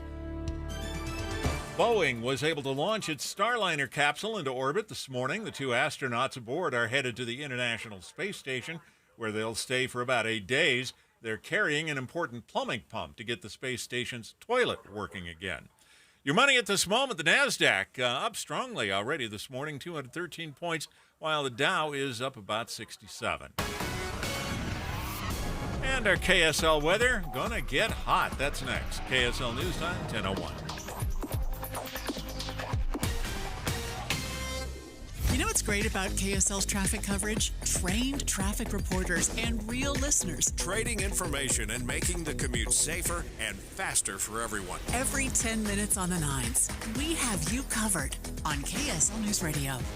Jake and Nate from Advanced Window Products were in the studio yesterday afternoon, and you guys are back. Why? Hey, we want to extend that offer that we had for your listeners yesterday of $3,000 off 10 or more windows. So those of you that were not able to listen yesterday, we're going to extend that. All you have to do is call today. Get on that schedule, and we're going to give you $3,000 off 10 or more windows. Advanced Window Products is a company that's been doing business for 38 years in Salt Lake City. Your opportunity to get new windows that'll enhance the look of your home, your number one asset, and will cut your energy bills, perhaps most important, right? They do cut your energy bills. Yeah, the energy savings will be significant. Advanced Window Products offers financing as low as $170 a month. They build the windows, they install the windows, and they guarantee them for life. Call now, 801-850-9100, 801-850-9100, advancedwindowsusa.com. Stop for a moment and think about this. Do you know how much money in your 401k or IRA is actually yours? Or will the government take a bigger chunk than you thought? Remember, you still might owe taxes on that money. But do you have a plan to help make sure you don't pay more than you should? At Capital Wealth Advisors, we believe you deserve to keep more of what you've earned, which is why we're here to help you navigate the confusing world of retirement taxes. It's your money. You deserve to know what's at stake. Right now, taxes are historically low, but they won't be this low forever. So call the Capital Wealth Advisors team today so you don't miss out on this opportunity. 801-210-5500. That's 801-210-5500. You work hard for your money, and we'll work just as hard to help you keep it. Capital Wealth Advisors, 801-210-5500. Advisory services offered through Capital Wealth Advisors, LLC, a state of Utah registered investment advisor. Firm may not give tax advice. Small business owners, we know finishing your to-do list can feel like rowing upstream. But it's a river, a whitewater river, and the only paddles you have are pool noodles. Then when a new to-do pops up, you're like, nope, I'm already rowing upstream with these pool noodle paddles. At Progressive, we don't want to make your day any harder. That's why we make it easy to get personalized discounts with a commercial auto insurance quote online, so your to-do list is smooth sailing. See if you can save on commercial auto insurance in as little as 7 minutes at ProgressiveCommercial.com. Progressive Casualty Insurance Company and Affiliates. Coverages and discounts not available in all states and subject to policy terms and underwriting. This is the story of the one. As head of maintenance at a concert hall, he knows the show must always go on. That's why he works behind the scenes, ensuring every light is working, the HVAC is humming, and his facility shines. With Grainger's supplies and solutions for every challenge he faces, plus 24/7 customer support, his venue never misses a beat. Call quickgranger.com or just stop by. Granger, for the ones who get it done. Traffic and weather together brought to you by Sinclair's Dino Pay app. Save up to 20 cents per gallon. And here's Heather Kelly. Well, the only delay we have in the Salt Lake Valley on a major freeway is I-215 in Murray. This is eastbound for people trying to exit onto State Street. That exit ramp is down to one left lane, and that has traffic backed up onto main flow of the South Belt. So if you're coming over from Redwood Road heading east or trying to merge from northbound I-15 onto I-215 east, that's where you're going to run into the stop-and-go traffic. With IFA's spring and summer lawn food, you'll grow healthy turf that stays green all summer long. It's the ultimate lawn owner power move. Heather Kelly in the KSL Traffic Center. We'll be sunny today with a high around 89, and then tomorrow 95 again on Friday, but with a chance of rain. And right now, we're at 73 degrees with sunny skies. I'm Dan Bomas from the KSL Common Spirit Health Studios. Listen online at kslnewsradio.com. We're Utah's news, traffic, and weather station. Dave and Dujanovic, your morning companions for talk, analysis, and key perspectives on Utah's biggest stories on KSL News Radio. I'm staring at right now what appears to be a very cute picture of a bear in a tree right down the street from here on about 3rd West and what do you think, between 7th and 8th North in Salt Lake City? Yeah. It sounds like Eric Cabrera has been out there for quite some time now for us, so let's go out there live. Do you see the bear in the tree out there? Debbie, I do. It's pretty high up. It's amazing how high these bears can climb. I'm pretty ignorant to all this, and this is my first time seeing a bear in person. There's quite a crowd forming out here on Reed Avenue. Of course, police, Salt Lake police have the road taped off and to keep everyone safe. They've told all the residents to stay indoors, especially if they have small pets and whatnot. But yeah, it's quite the scene out here seeing what appears to be a juvenile black bear up in the tree downtown. So the plan is to shoot it with a tranquilizer dart. Am I correct? That's correct, Dave. Yep, that's right. And then how high is the bear? Because if the bear falls asleep in a high section of the tree, it very well could fall out of that tree. How high is that bear? It's really high. I mean, I would, think about, one of your biggest trees in your yard. It's almost at the top, honestly. And, I asked that question to Scott Reed with DNR, and he did tell me that the tranquilizer is not immediate. It's not kind of like what you see in shows or movies. It will slowly fall asleep, and that's why they have now a bucket ladder with the fire department kind of on standby. So as soon as they shoot it, they're going to raise this ladder up and try and retrieve the bear as it slowly falls asleep. They're going to try to catch the bear before it fully falls asleep so it doesn't fall out of the tree. That's right. Yes, that was the original plan so far. Now, they haven't actually done it yet, and the plan could change. I know there was also talks of, potentially using one of those, kind of blow-up catching situations, you see maybe with airplanes or, the fire department has used before in other situations. But, yeah, those are kind of the ideas that have been thrown around, but they have yet to do it yet. So I'll keep you guys posted. So, Eric, I'm just wondering, do we happen to have a Facebook Live feed going on this from the scene for KSL News Radio at all? Or because I don't care about anything else going on today. All I care about is that bear falling out of the tree. I agree, and I will not be selfish anymore, and I will get on my phone and I will do the live stream for everyone. You're going to do the Facebook Live on KSL News Radio. Okay, just another quick. Give us a location of where you're at, and Sure. Do you see Mama Bear anywhere? I always worry about when I see baby bears that Mama Bear might not be that far behind. For sure. So once again, I'm on Reed Avenue and 3rd West, and like you said earlier, just a few blocks from KSL Studios. We're in between kind of 7th and 8th North.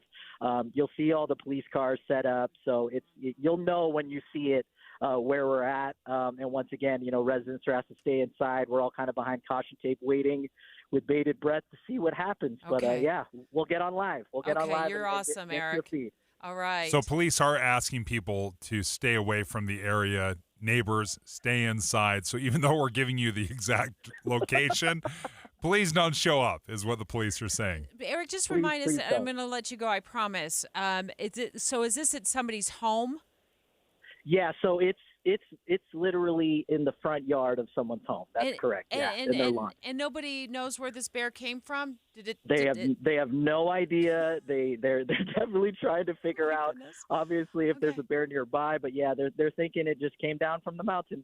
So we'll see. Okay. Well, we're going to hop on Facebook Live. You can catch Eric's live feed right now as he gets ready to gear up to go live on Facebook for us at KSL News Radio's Facebook page. Eric, we'll let you jump off the line real quick, and then we reserve the right to come back to you live, though. Wow. I don't know. He may be live on Facebook. Let's see how many phones he has. We got to get more phones stored him. We'll take that feed live if we need to. Yeah, I'm looking at Google Maps right now, Debbie, and where this bear is located, and it kind of is at the base of the mountains. You've got Ensign Peak in that area, and there's some neighborhoods surrounding Ensign Peak. You've got the Capitol, obviously, up there. But, yeah, not far north of Ensign Peak. It is clearly just mountainous areas. So the bear clearly could have come down, though, I'll be honest, had to cross a pretty big highway and very well could have been seen making his trek down to this area. Okay, so we're looking at a picture right now.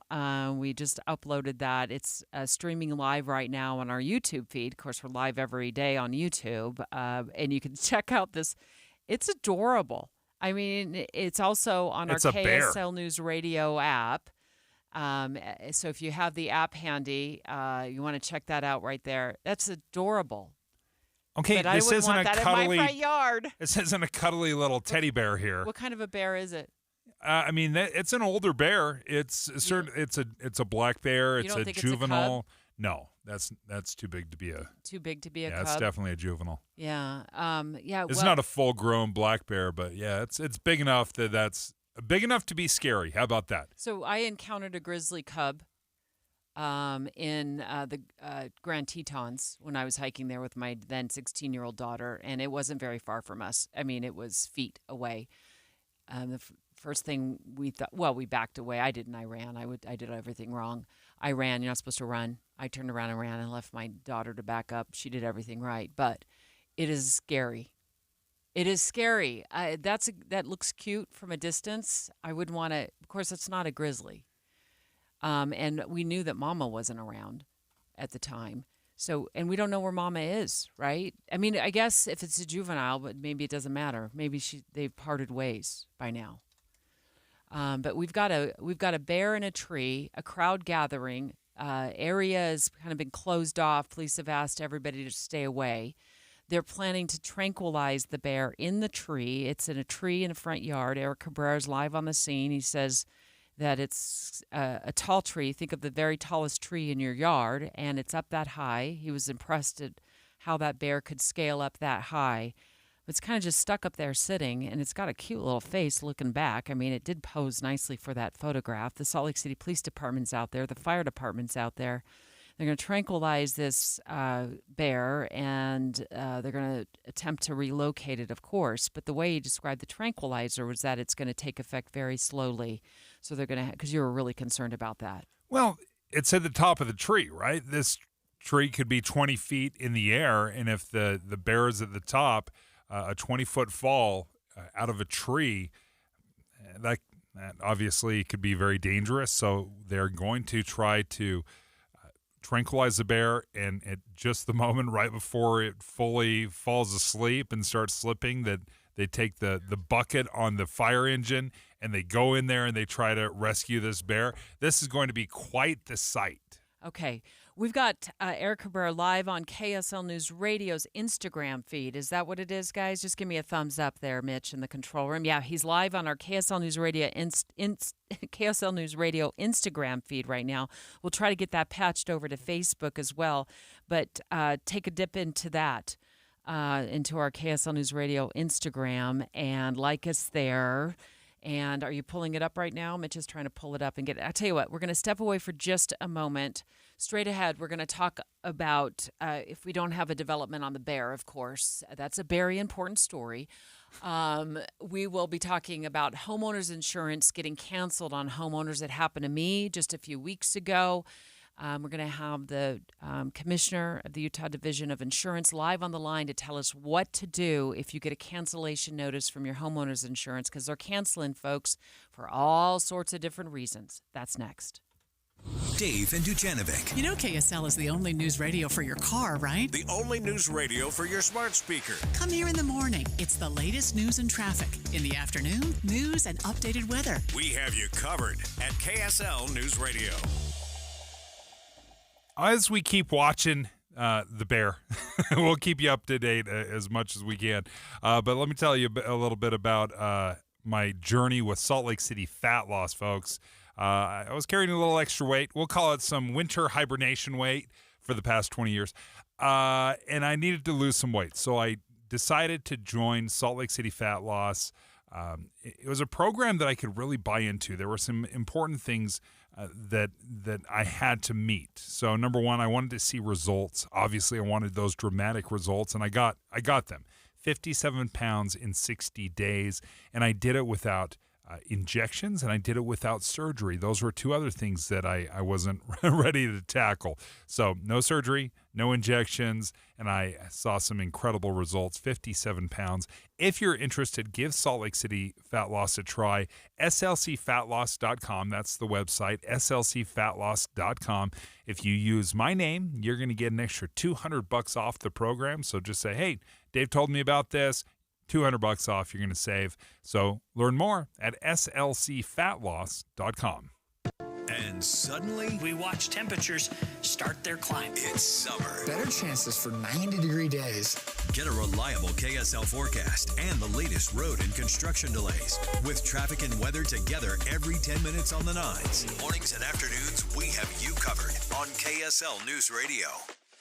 I'm Jason Walton, candidate for U.S. Senate. I'm recording from the Tucson sector of our southern border, and nobody's here.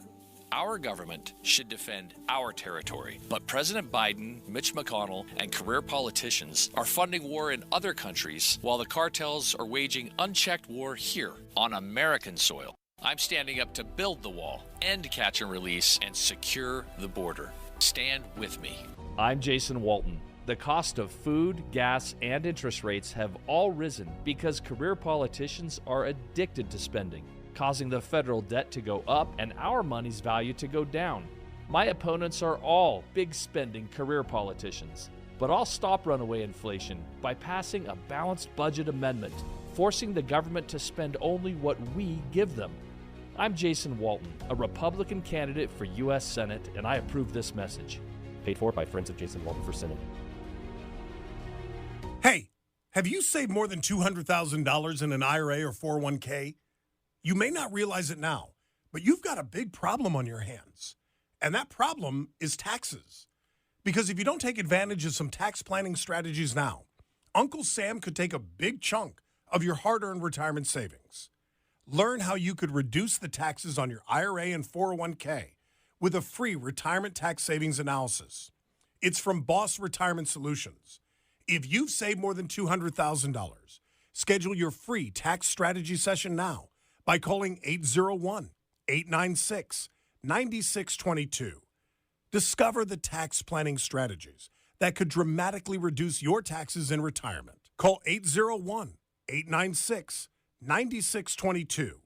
That's 801-896-9622. Advisory services offered through Boss Retirement Advisors, an SEC-registered investment advisory firm. Insurance products and services offered through Boss Retirement Solutions. Magic is coming to Dave's Bernina in Provo and St. George. The all-new top-of-the-line Bernina 990. Come in for an amazing special pre-order offer. Save big on trade-ins and demo machines while they last. Hey, summer's here. Better replace your old air conditioner with up to $4,450 in incentives from First Choice Heating and Air on a new day and night system help. Don't put it off any longer. Have First Choice Heating and Air install a new high-efficiency day and night night heat pump, AC, and furnace and get day and night rebates and tax credits totaling up to $4,450. But hurry, this offer ends soon. Hi, this is Rob Freeman. Click online to firstchoicecool.com. We have you covered. The difference is day and night at First Choice Heating and Air. For the right repair and the right paint, the right choice is manufacturer-certified Martins Collision Repair. Hi, I'm Tiago Martins, and few have met the rigorous certification by Kia, Ford, Infiniti, Chrysler, Jeep, Nissan, Hyundai, and many others. But it's one more reason that Martins is your right choice. Check online at martinscollision.com. On State Street in Orem and in Salem, we work with all insurance companies. The right repair, the right paint, the right choice. Martins Collision Repair.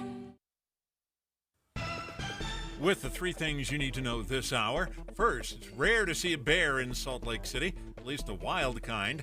One came into town and climbed a tree this morning. Second, Boeing was able to launch its Starliner spaceship this morning after a series of delays. Third, the Park Service wants to close the Mount Carmel Highway through Zion National Park to large vehicles. They have to work out first what to do with them. Right now, 76 degrees and sunny in Salt Lake City. And back to Dave and Dujanovic on KSL News Radio.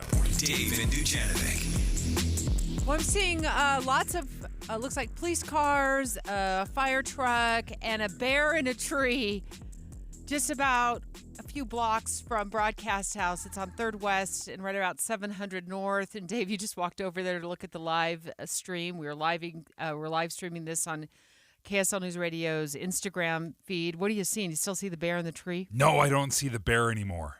What? It is possible, and Eric Cabrera is reporting live on Instagram right now, if you guys want to go monitor this as well. He said the bear may have started to make its way down further down the tree. Now, these trees are enormous. These are very, very large trees. I mean, we're probably 30, 40, 50 feet tall.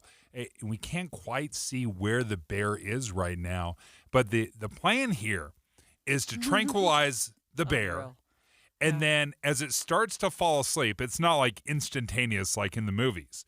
As it starts to fall asleep, somehow they're going to take the ladder on the fire truck and like shoot it up into the tree and try to catch the bear. Can we just take a moment and look at the crowd of people who are all looking up straight up that tree at the bear? All the cops, standing out all the there. Firefighters. Yeah. They're taking pictures just like the rest of us, The folks. firefighters standing on the tree, ready to, they weren't, I'm sure, anticipating this would be the call out for the day. Best call out ever. Yeah, so they're standing there. We've got the fire department, the police department. Looks like Yogi Bear, Smokey Bear are on scene, and then we've got the bear in the tree. Dave said it's a juvenile bear. It looks like a black bear. Yeah. From his level of expertise. Yeah, my level of expertise, I have zero. Dave is zero. I know it's not a polar bear. There you go. No polar bear. Dave is definitive. Very unaware of what kind of bear it is. But Eric Cabrera of KSL News Radio is on the scene live. He's streaming this on Instagram. Do we have it on Facebook yet as well, guys? Is that on our KSL News Radio Facebook page? We're working to get it on Facebook. Oh, it is live on Facebook. It's on the KSL News Radio or KSL Television News Facebook feed as well. Okay, as Debbie finishes her 37th bear pun, which are very funny, I just want to make sure like everyone's kind of laughing and taking pictures and stuff. It's still a bear in a tree. If that bear comes down all of a sudden, it decides to go on a rampage. Very scary. Look, as soon as you confront a grizzly bear like I did on a trail, a remote trail, while hiking in the backcountry, this kind of stuff doesn't scare you anymore. It really doesn't. Just a little old But black plus, they've bear. got a lot of people there. A lot of people there who know what they're doing with bears. So, Nobody knows what they're doing aside from like the 2 animal control people that probably still have never encountered a bear in their entire life. Like there's no bear experts out there. All right. Let's pivot from the bear coverage for just a moment. I could do another 2 hours on bear coverage. We'll come back to our quadruple team coverage of Beargate in just a moment. KSL TV's Right there. on the money. Special coverage with Dave and Dujanovic. We've got triple team coverage of the bear. But this is a great segue into our discussion about so many homeowners finding out that their policies are getting canceled for nothing they did wrong. It's not because you had your roof leak. It's not because you were irresponsible with your toilet overflowing. It's simply because your insurance company is either pulling out of the market, they're no longer doing business with your insurance agent, or you're in a zone that's prone to fires, it's prone to weather events. And this is happening from coast to coast, including in the Midwest and including in Utah. I had this happen to me, Dave, a couple of weeks ago. I don't know if you remember when I crawled into work practically crying, and I said, I'm in trouble here. I've had homeowners insurance forever, and out of the blue, I got a letter in the mail, and it said, your homeowners insurance is expiring in May, and we don't plan to renew you. Which is kind of crazy because you don't live amongst the trees. You're not on the Wasatch Fault. I didn't have a bear in my tree. You don't have a bear. That's a big bonus. Entire fire department and all the police officers in my front yard. I didn't have a claim. It just happened. It turned out that the insurance company had, apparently, no longer working with my insurance agent. I got new insurance, but it was a week and a half of a freak out because, you have a home, you want to keep it insured in case something happens. And a lot of people are finding to find that a new policy, they're going to have to pay a lot. Like one guy had his rates go from $1,600 a year for his insurance. It was another state. It was in Massachusetts. To getting a quote for $7,000 a year. $7,000 a year. And he's just like, I just cannot afford it. So let's get John Pike, the Utah Insurance Commissioner, live on the line. Thanks for joining us, John. This is happening. It's happening here in Utah. So what is the insurance commissioner? What do you recommend we do if this happens to us? Well, thanks, Dave and Debbie, for having me on today. It's good to be with you again. There are a few things that consumers, homeowners can do. And there are things that, frankly, that I need to do and my department and the legislature can consider. But let's start with what homeowners can do. First of all, as you just experienced, which I didn't know, Debbie, I'm sorry for that. No, I got through it, but it was scary, John. It was scary. It is scary, and especially if you have a mortgage like I do, I'm required to have homeowners insurance. And so, you've got to deal with that issue first and foremost, right? But then, you don't want to be, at least I don't want to be 100% liable for, something that might happen to my home. That's why we buy insurance, right? It's to help transfer some of that risk to somebody else, and we pay them to do that. So anyway, there are different reasons. You just listed several. But, one of the things that is happening more lately, as you indicated, in Utah, I'm not aware of any insurance companies that have left the state, but there are some, and we've said this in previous discussions together, there are some that have said, well, we're not going to write any new business in certain areas that are maybe more prone to certain dangers, especially wildfire. And there have been some that have said we're not going to write new business, and even some, not very many, but I'm aware of a few that have said we're not going to renew. And some of the reasons for that, get into maybe they're a little bit they may feel overexposed in a certain area that's a higher risk. They may have targeted that area. I'm just thinking of, for example, maybe Park City area, Summit County. Some have targeted higher end homes to insure, and then they may find themselves a little bit maybe with more market share than they want to have in what they maybe now consider a higher risk area. So for people that might be in those situations, and even other situations that are just maybe in average neighborhoods, if they feel like they're seeing a higher increase, or they have an insurance company that's saying we're not going to renew you, first of all, ask questions. If they said, hey, for example, I'm hearing now that some insurers are using drones to go take pictures. And if they see hazards, that are around your house, maybe they even see your roof, might be, maybe it's wood shingles, shake shingles or something. Ask for pictures, first of all. Okay. See what it is that they're seeing. And then the key is ask what mitigation that you can take. What things can I do as a homeowner that can either, solve or reduce, the problem, mitigate the risk. Are there repairs you can make? Are there overhanging trees? Is there an issue with your roof? Is there debris? Things that you can do to take matters into your own hands. John, we actually got to run. Looks like we have a bear on the move in the tree. So do we want to go back to that coverage, Dave? We got to go back to Bear Watch. John, thank you so much for joining us. John Pike, Insurance Commissioner. And I think we'll talk to you in the future. I want to follow up and say, okay, that's what we can do as the homeowners. But what about the legislature? The bear looks like it's trying to bear. It almost fell out of the tree there, Dave. So do we have Eric Cabrera live standing by at all? No. Okay, so let's do this. Let's toss it to the newsroom, have them pick up the story. And it does look like, I'm not sure they've tranquilized the bear yet there in the tree, but we'll give it to the newsroom, let them figure things out. And that bear is crawling right up the tree. Let's get over to Dan Bomas. 10:30 at KSL News Radio. Our top story this hour. There's juvenile black bear up in a tree near 3rd West and about 7th North in Salt Lake City. The Division of Wildlife Resources trying to work out a way to bring it down safely. They were planning to shoot it with a tranquilizer dart. They don't want to let it fall since it's pretty high up in the tree. Police are keeping people back with crime scene tape. Neighbors have been told to stay away. They could possibly use a bucket truck to try and bring the bear down without hurting it. Our top national story this hour from ABC News. The U.S. Senate takes a test vote today on a Democratic-sponsored measure meant to guarantee access to birth control.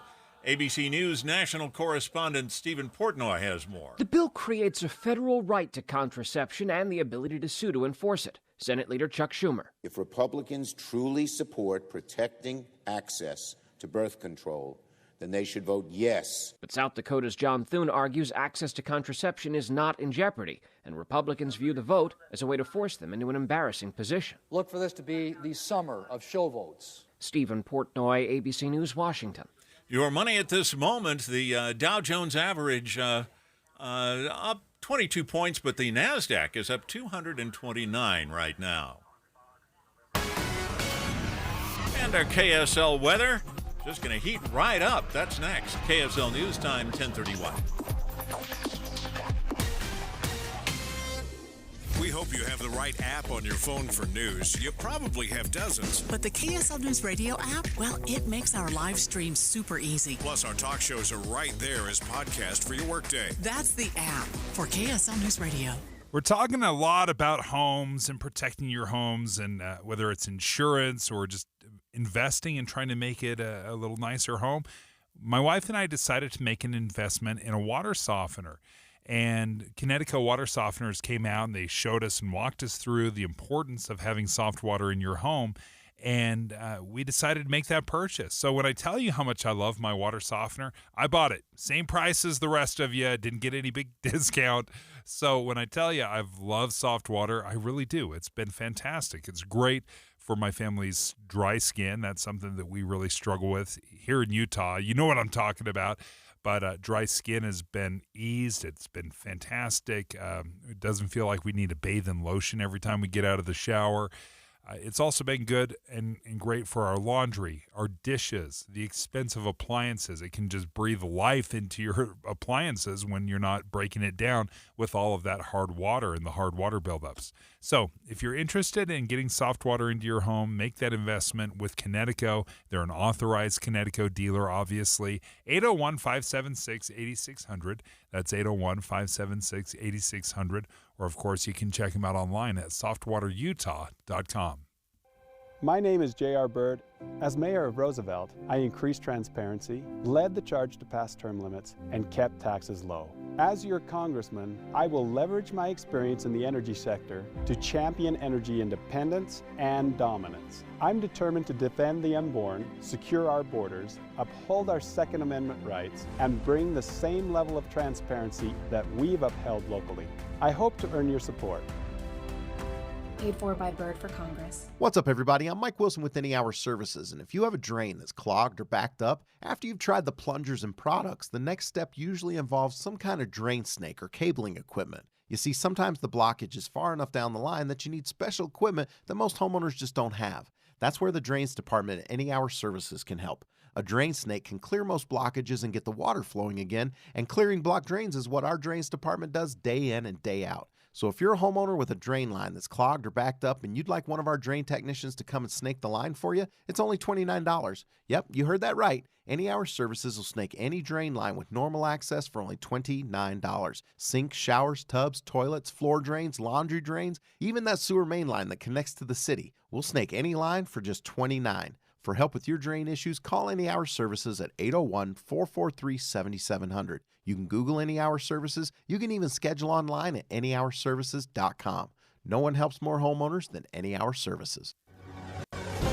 Okay, we've got movement out in at scene where the bear has been hiding out in the tree, just a few blocks from a broadcast house here, Dave. It looks like it's on the move.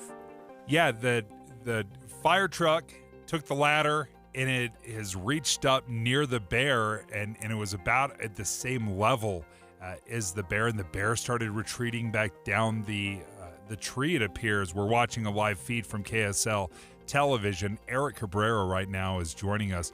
Eric, what's the latest? Yeah, so, you guys, police just updated us just a second ago. Looks like they did make contact with the dart. So they were able to hit it with the tranquilizer dart. And now they're just attempting to get up there, like you said, and try and retrieve the bear. However, like I said earlier, if you didn't tune in and didn't hear me say that, they expect it to take a little while for the tranquilizer to kick in. So it's not like on TV or movies where you see someone gets hit with a tranq and they're out. So that's probably why the bear's still moving around, looks a bit scared. But yeah, they're currently trying to get it down right now. So Eric, give us the location of where you guys are at right now and how many cops and fire trucks are on scene to make sure this bear doesn't get away. Absolutely. So we're on Reed Avenue, just a little bit east up Reed and in between about 7th and 8th North. You'll see it's blocked off at the 3rd West entrance. And yeah, everything is caution taped off. I mean, there's a good amount of police presence here. There's an ambulance here. Of course, a fire truck you see on the feed. And yeah, the whole street is lined with police cars. And yeah, they're just trying to get this bear down out of the tree now. Eric, are you next to the police tape right now? What I'm asking is, are you as close as possible? I sure am, yeah. Okay, so I just do want to know what your plan is if bear comes out of the tree and starts running your direction. I already told the producers I'm running directly into the car and driving away. That is what I'm doing. You're I'm supposed close to enough. back away slowly, not make any sudden moves. Don't turn your back and run. Do people seem to be taking this all in stride out there, Eric? Or is homeowners, they look like it's a neighborhood of homes. Yeah, so they are. Most people are actually out on their patios right now watching. It seems like people are ditching work right now to find out what happens and what the results are going to be. But yeah, no one's really panicking or anything out here. Everyone's just kind of waiting, to see what happens. And Debbie, thank you for the lesson. I needed that. I actually have not taken training. I need to remind myself I don't know if you heard earlier. I know you've been Facebooking live for us, but I had a grizzly bear encounter I've talked about for nonstop for 8 years. In the Tetons, and I did everything wrong. So now I know what to do. But I don't know the last time I saw a bear in a tree in Salt Lake City. There's 2,000 black bears in Utah, according to reports, approximately. Apparently one has decided to set up shop in that tree. 1,999 are in the mountains. Yogi here is hanging out with, downtown. We've named it. Named it. That's great. Okay. That's great. So, the adult male black bear can weigh 600 pounds. Is the fire department with their one bucket truck? Maybe they have more than one bucket truck. We can only see one. Are they ready for this? I know those firefighters work out all the time, but that's going to be quite the That's list. no 600-pound bear, that's for sure. Okay, no. So it's 300 pounds. That's a baby. That's $150 at most. 150 pounds? Yeah. Okay. How high up the tree is it? Has it come down at all?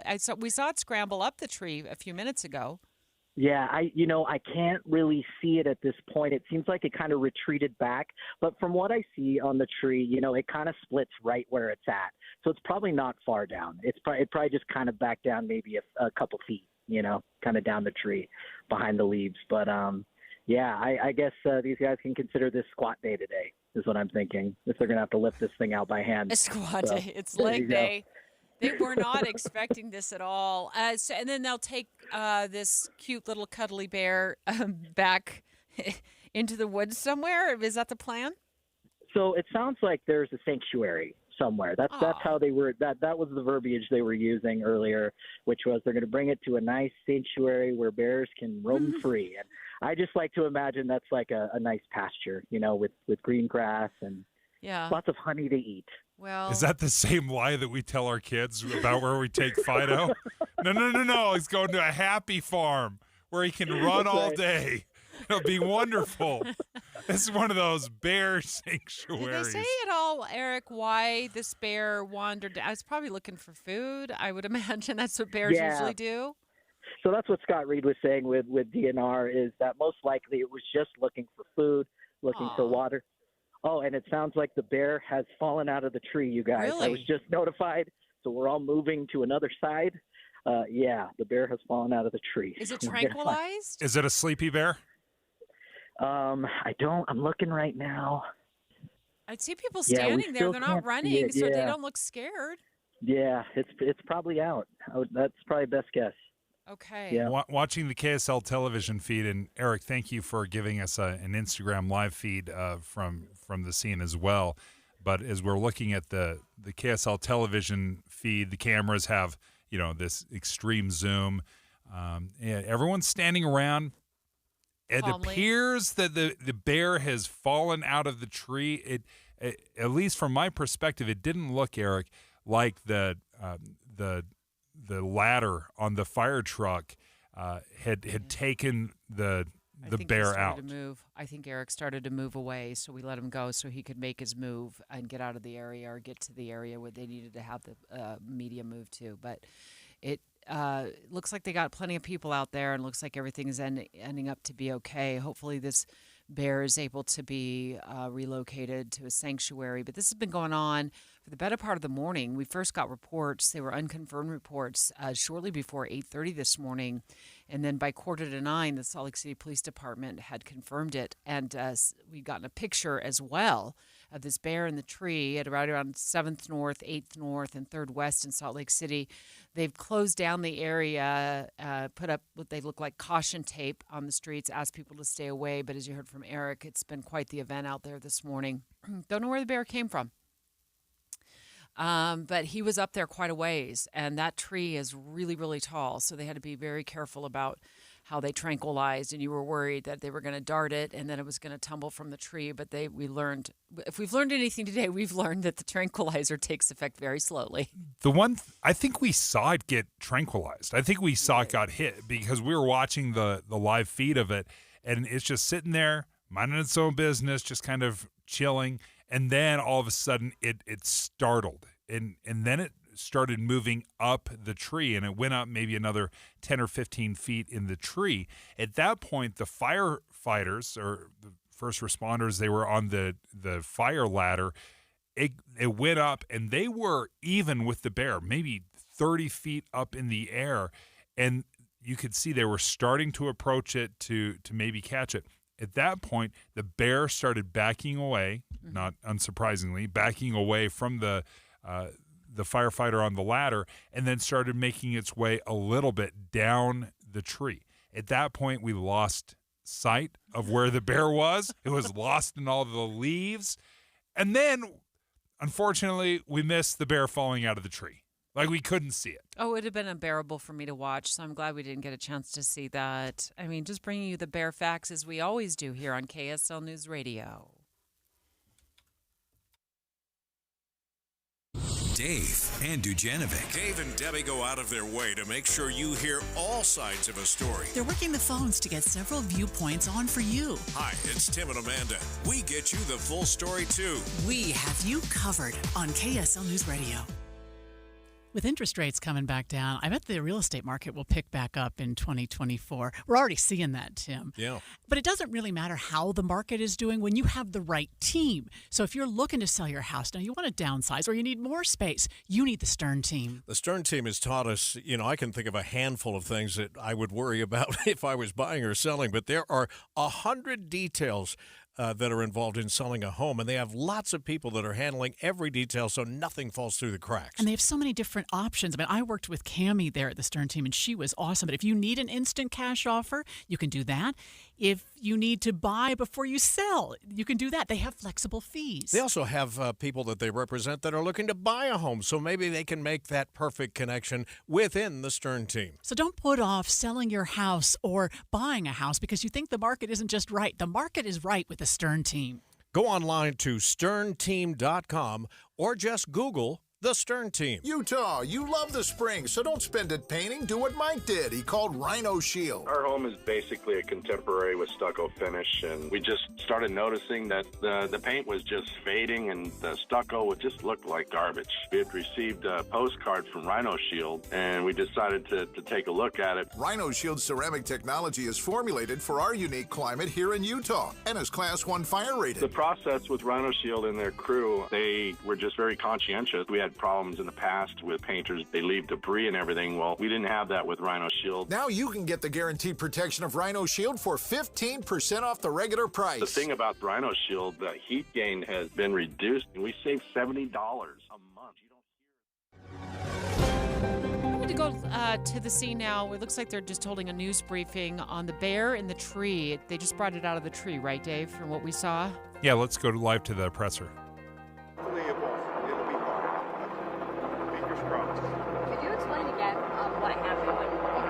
Is there a way to get audio that's a little clearer from the scene, guys? They were trying to, they had the one ladder lowered for our biologist to get up there, and then they had the bucket. They were trying to get it underneath so that we could just simply kind of lower it into the bucket.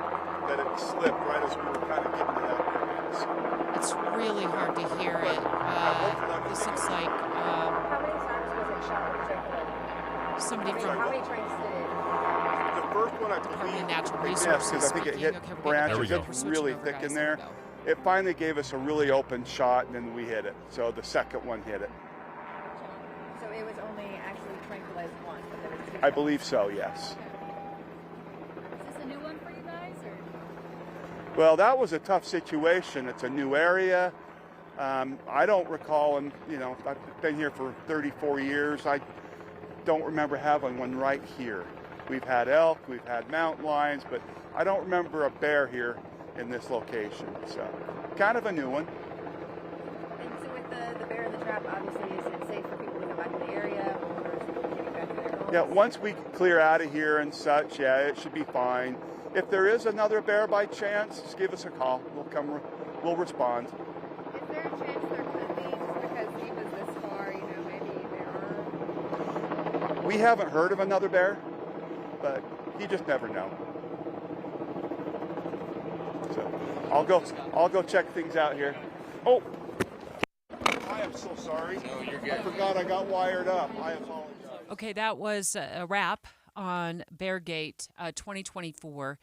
We had a bear in a tree for quite some time this morning, at least a couple of hours in a Salt Lake City neighborhood at about 7th North and 300 West. And it sounded like they had shot the bear with a tranquilizer dart. They were waiting for it to get drowsy enough, sleepy enough that they could go in and grab the bear, keep it from falling out of the tree.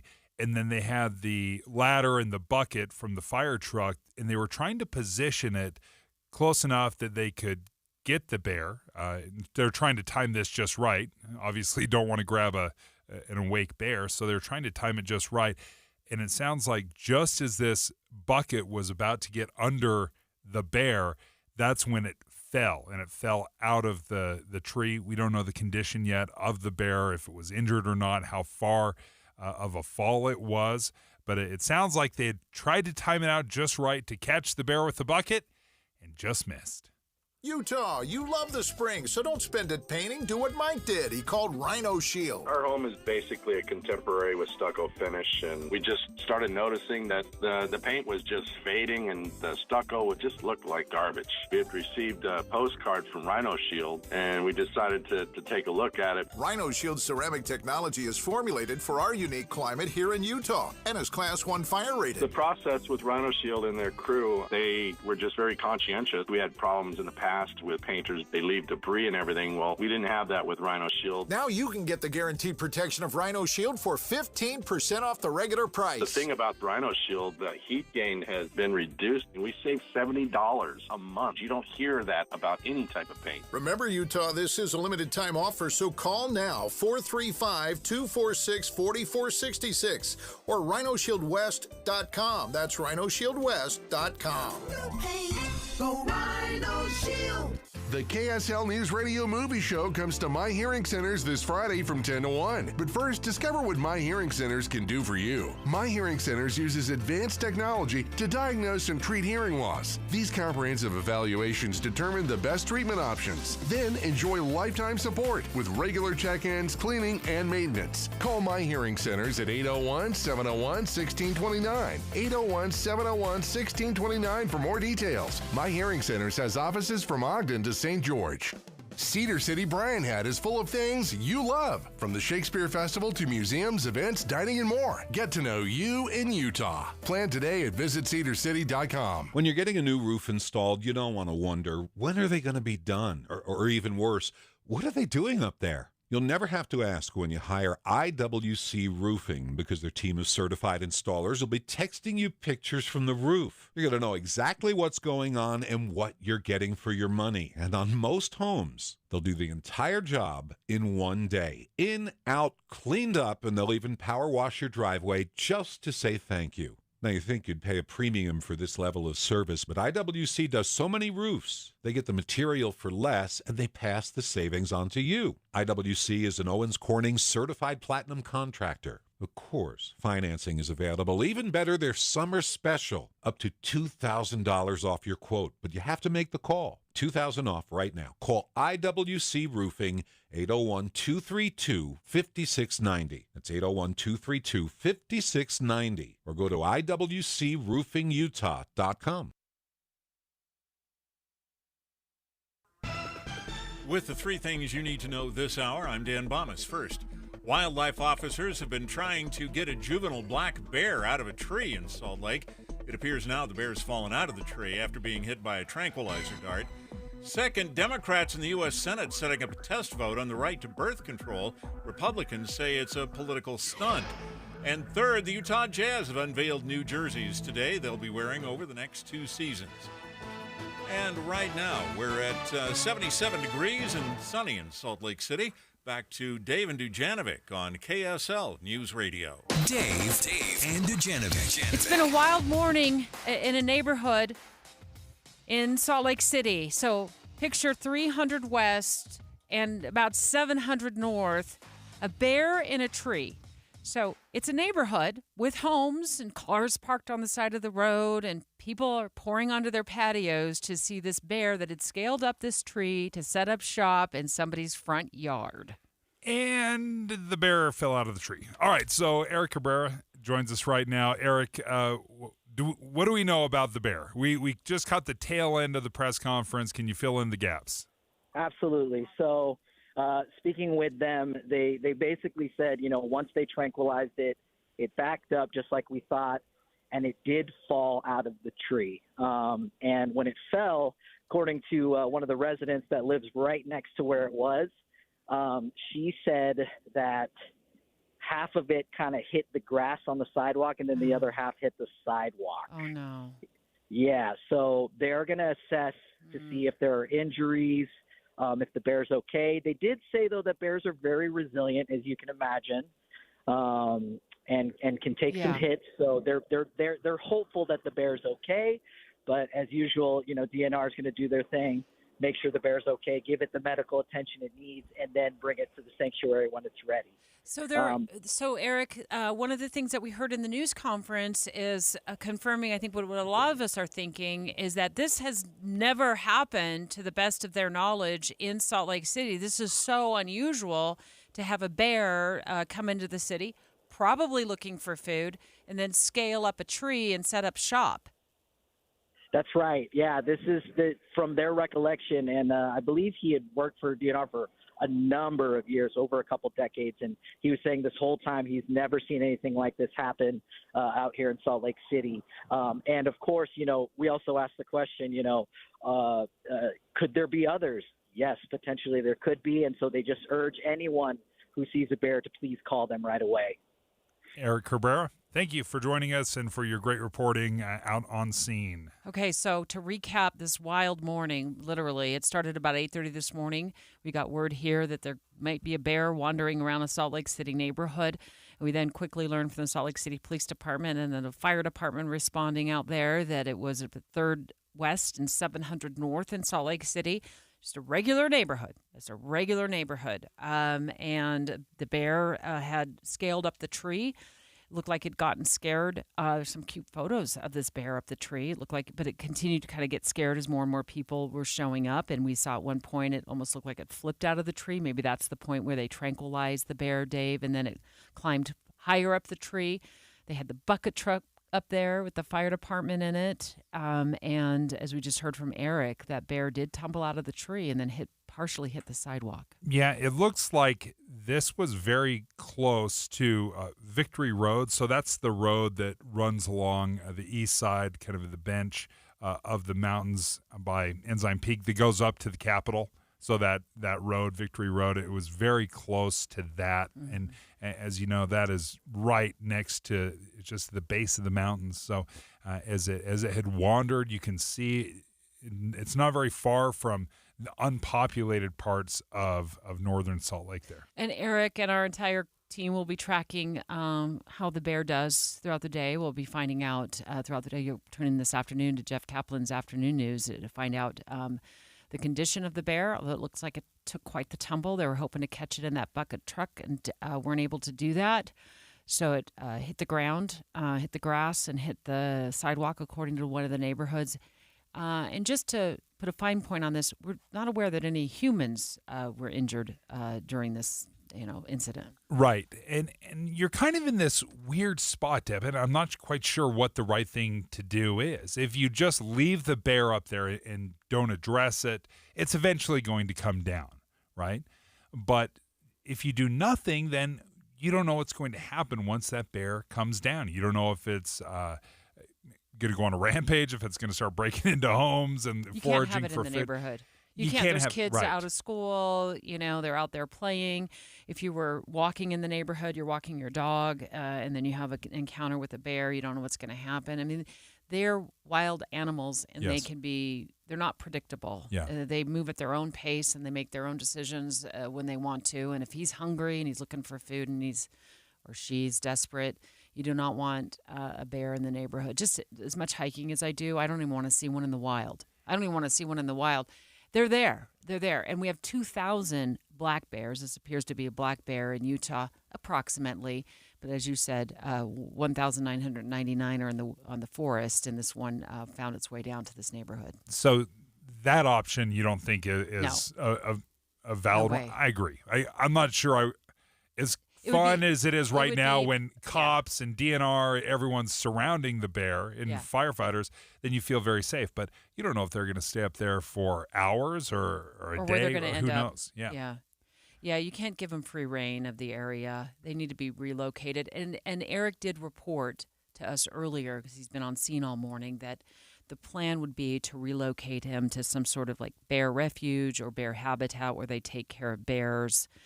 Because you don't want this little bear to be wandering again if you put him back up in the hills and he wanders back down. This mostly happens with mountain lions and stuff, right? I mean, in Utah, we've seen that. We see those on Ring doorbell cameras. Like, that's a once a week event. Still freaky and scary. You don't want to encounter with a mountain lion, but that seems a lot more common. This is a first from what we know.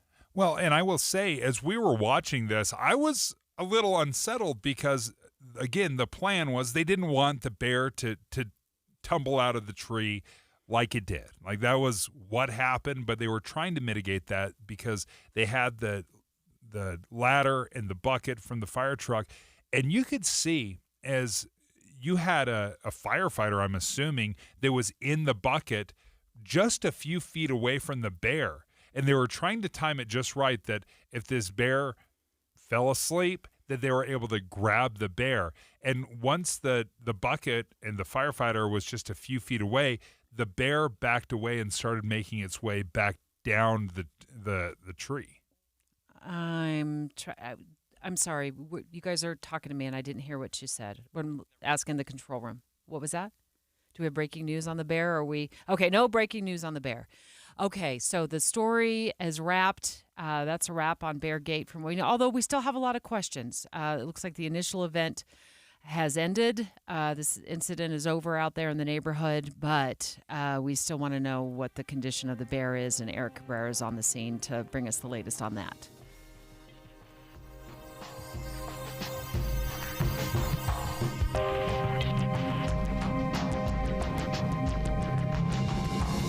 KSL FM Midvale. KSL Salt Lake City. From the KSL Common Spirit Health Studios, this is KSL News Radio. Utah's news, traffic, and weather station. It's 11 o'clock at KSL News Radio. I'm Dan Bomas. KSL's top story this hour, a black bear that had been hanging out in a tree in a northern neighborhood of Salt Lake City is back on the ground now, maybe a little sleepy after being hit with a tranquilizer dart. KSL News Radio's Eric Cabrera has been watching as it all played out this morning, and he joins us live. Eric? Dan, the bear in the tree, like you said, on Reed Avenue between 3rd West and Wall Street in downtown Salt Lake City has officially been retrieved. DNR successfully tranquilized the young bear, but as it backed away during the rescue, it did fall out of the tree about 30 feet in the air onto the sidewalk. They will assess the health and tend to any injuries the bear may have gotten, and hopefully will be released to their sanctuary soon. Reporting live from Salt Lake City, Eric Cabrera, KSL News Radio. And our top national story this hour from ABC News. While California is getting hit by a heat wave, locals are also celebrating something not seen in many years due to all the snow this winter. ABC's Alex Stone reports from California. Well, a new government report says Tahoe is so full it'll meet drinking water demand for at least the next 3 years, even if the snowpack is below average and snow is still melting, pumping in more water. Alex Stone, ABC News. And your money at this moment, the Dow Jones average down on the day, or up on the day, rather, 15 points, while the NASDAQ is up 254 points right now. And our KSL weather looks like we'll see sunshine and 90s coming up this week. That's next. KSL News Time, 11:01. It's a priority for us at this station to bring you all sides of a story and to talk about the news fairly, completely. Get all the facts and be really aware. Utah's Morning News with us, Tim and Amanda. Weekday mornings 5 to 9 on KSL News Radio. Want to keep your gas-powered engines running like new? Stable's proprietary formulas are proven by third-party testing to outperform the competition in keeping fuel fresh, preventing corrosion, and cleaning the entire fuel system. With Stable, you can have confidence you are doing the right thing for your engine's long-term health. Just pour into your gas can or fuel tank, then top off with fresh fuel. At every fill-up or when you store, start with Stable. Available where fuel additives are sold.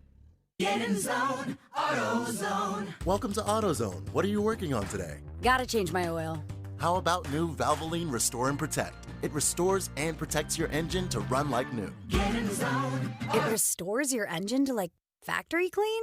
And protects. Get in zone. So Valvoline Restore and Protect restores and protects. Now you can get 5 quarts with an STP extended life oil filter for $37.99. Get in zone, AutoZone. Restrictions apply. Jake and Nate from Advanced Window Products were in the studio yesterday afternoon, and you guys are back. Why? Hey, we want to extend that offer that we had for your listeners yesterday of $3,000 off 10 or more windows. So those of you that were not able to listen yesterday, we're going to extend that. All you have to do is call today. Get on that schedule, and we're going to give you $3,000 off 10 or more windows. Advanced Window Products is a company that's been doing business for 38 years in Salt Lake City. Your opportunity to get new windows that'll enhance the look of your home, your number one asset, and will cut your energy bills, perhaps most important, right? They do cut your energy bills. Yeah, the energy savings will be significant. Advanced Window Products offers financing as low as $170 a month. They build the windows, they install the windows, and they guarantee them for life. Call now, 801-850-9100, 801-850-9100, advancedwindowsusa.com. With big tech coming after our kids, the inflow of illegal drugs coming to our state.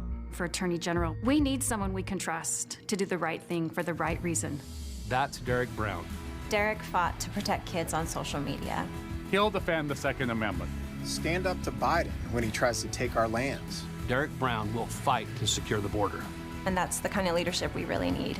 We trust Derek Brown for Attorney General. I'm supporting Derek Brown. Paid for by Derek Brown for Attorney General. Odds are, if you have a 401k, it's set up with your payroll provider or an insurance company. I'm Jeff Jr. with Trajan Wealth, and if you're using your payroll provider or an insurance company for your 401k, the employer may be overpaying for the plan, the employees may have blasé investment options, and those blasé investment options may cost more than they should. Not with Trajan Wealth. Call us today, 801-899-7600. That's 801-899-7600. Services offered through a third-party partner. Traffic and weather together, brought to you by Sinclair's DinoPay app. Save up to 20 cents per gallon. Here's Ricky Meeks. We're in the final cleanup stages of an earlier vehicle fire in Murray. This is southbound I-15 at the I-215 junction. Everything what's left is out of traffic on the right shoulder, and we're actually looking at a quiet commute on the rest of the Valley freeways.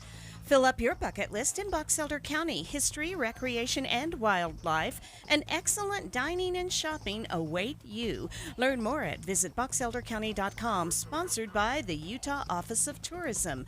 Ricky Meese in the KSL Traffic Center. Sunny today with a high around 89 degrees. Then tomorrow up to 95 with a few clouds. A possibility of rain on Friday, but with a high of 95. And right now, we're at 81 degrees with sunny skies. I'm Dan Bomas from the KSL Common Spirit Health Studios. Listen online at kslnewsradio.com. We're Utah's news, traffic, and weather station. Dave and Dujanovic, your morning companions for talk, analysis, and key perspectives on Utah's biggest stories on KSL News Radio. When I think of the Final Four, I think of college basketball. But Boyd says the Final Four stands for something else if you live in Alaska. Dave and Dujanovic have inside sources. Well, Alaska has had quite the drama when it comes to elections. Sarah Palin thought she had a race all locked up, and then she couldn't get out of the primaries. It was all sorts of problems and ranked choice voting. Alaska, what are they doing something new? Like Alaska hasn't had enough problems? They are doing something just a little bit different there. Actually, I was going to do a bait and switch and tell Debbie. Actually, Dave and I are going to talk about the Final Four. We're going to do a retrospective. So the interesting thing, what they've done in Alaska, so it was a referendum in 2020. So 2022 was the first year that they actually implemented the system. And the way the system works is twofold. So first, it starts with what many refer to as a jungle primary. So it means any candidate from any political party can be part of the primary. And then the top four, the final four, go on to the first Tuesday in November in the final. They also have an added component to that there is ranked choice voting in November. So jungle primary on the front end. So anybody who wants to run can run. And then the top four finishers in that move on to the final election, the general election in November. And I just want to say the reason we're talking about this is because we have had a lot of controversy and conversation surrounding the primary in the Republican Party, particularly ballots just going out. And we wondered if the discussion you had the other day about the Final Four on your show, Boyd, would be appropriate for maybe Utah to sample. Because here in Utah, the way you get on a primary ballot is twofold. You can either be elected by the delegates, or you can gather enough signatures and force your way on that way. And you're saying here, so theoretically in Alaska, if I just on a whim said I want to run, I just get thrown in that jungle primary. Yeah, you can Okay. file. I think there's certain requirements you have to fill out in terms of process and funding and all of that. But pretty basic standard thing in terms of a jungle primary. So California does this in most of their elections. Again, they're kind of the opposite of Utah. They're mostly blue, and so a lot of their general elections are just Democrats versus Democrats. And so that's kind of been an interesting thing there as well. You invited Russell Berman, who's the staff writer at The Atlantic, to join you on the show. And I listened. One of the things that he said, and I want to discuss this more, is that it seems to have made things a lot more productive. The biggest impact might have been in the state legislature, where in the state Senate, after the election, the Democrats had narrowed a Republican majority, but the Republicans still held a majority. But the Republicans and the Democrats basically formed a coalition and got a whole lot of stuff done. They decided to basically set aside the most polarizing, divisive social issues like abortion and gender identity that had been the topics of a lot of legislative battles in other states on the state level. And focus on sort of the nuts and bolts, budgets, pensions, education, energy. I talked to one of the legislators, and she said the consensus was that it was the most productive 2 years that they had in anyone's memory. So, Boyd, the reason he thinks it was so productive is because of the way they'd held the elections? Yeah, because it as he described it, it's a radical approach to de-radicalize the politics. And so what happened is you ended up with many more kind of in the center-left to center-right who ended up winning those seats, who were actually there because they were interested in governing. And so they governed. It was the most productive session they've had up there in Alaska in terms of getting real things done, in terms of real reform, real referendums for the people to vote on. So they felt it was very productive that way. Now, the Democrats and the Republicans hate this, absolutely hate Final Four, because it saps them with a lot of their political power. It also marginalizes how easy it is for them to raise money. And so both the political parties are not fans of this, but you've got some other states that are jumping on board. Idaho's looking at it in a referendum, Colorado, Nevada, and Montana. And I think, again, I'm not sure this is the right solution, but I think we should be talking about every possible solution. I agree. So we need to stay curious and stay open about it. And I love the fact that this is exactly what the founders intended. This is the laboratories of democracy. Play it out. See if you can do it better. Federalism approach to all of this. And so let's see how it continues and what happens over time in Alaska and some of these other states. So if I'm looking at it here in Utah, I'm trying to think of how this would apply. So, for example, in the last primary that we had, or at least in convention, if you took them, you'd have maybe 9 or 10 different Republicans that are running, and then maybe 1 or 2 Democrats here in Utah.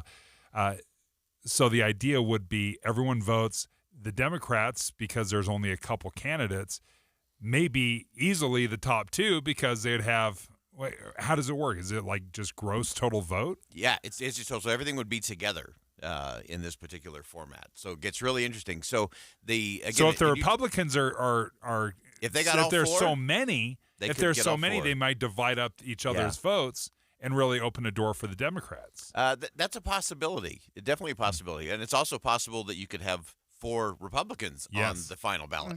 So that would be interesting, and so that would then impact the Republican Party here in the state of Utah. If you had 4 candidates on a November ballot, again, attention's very different from a primary to a general election vote where more people show up.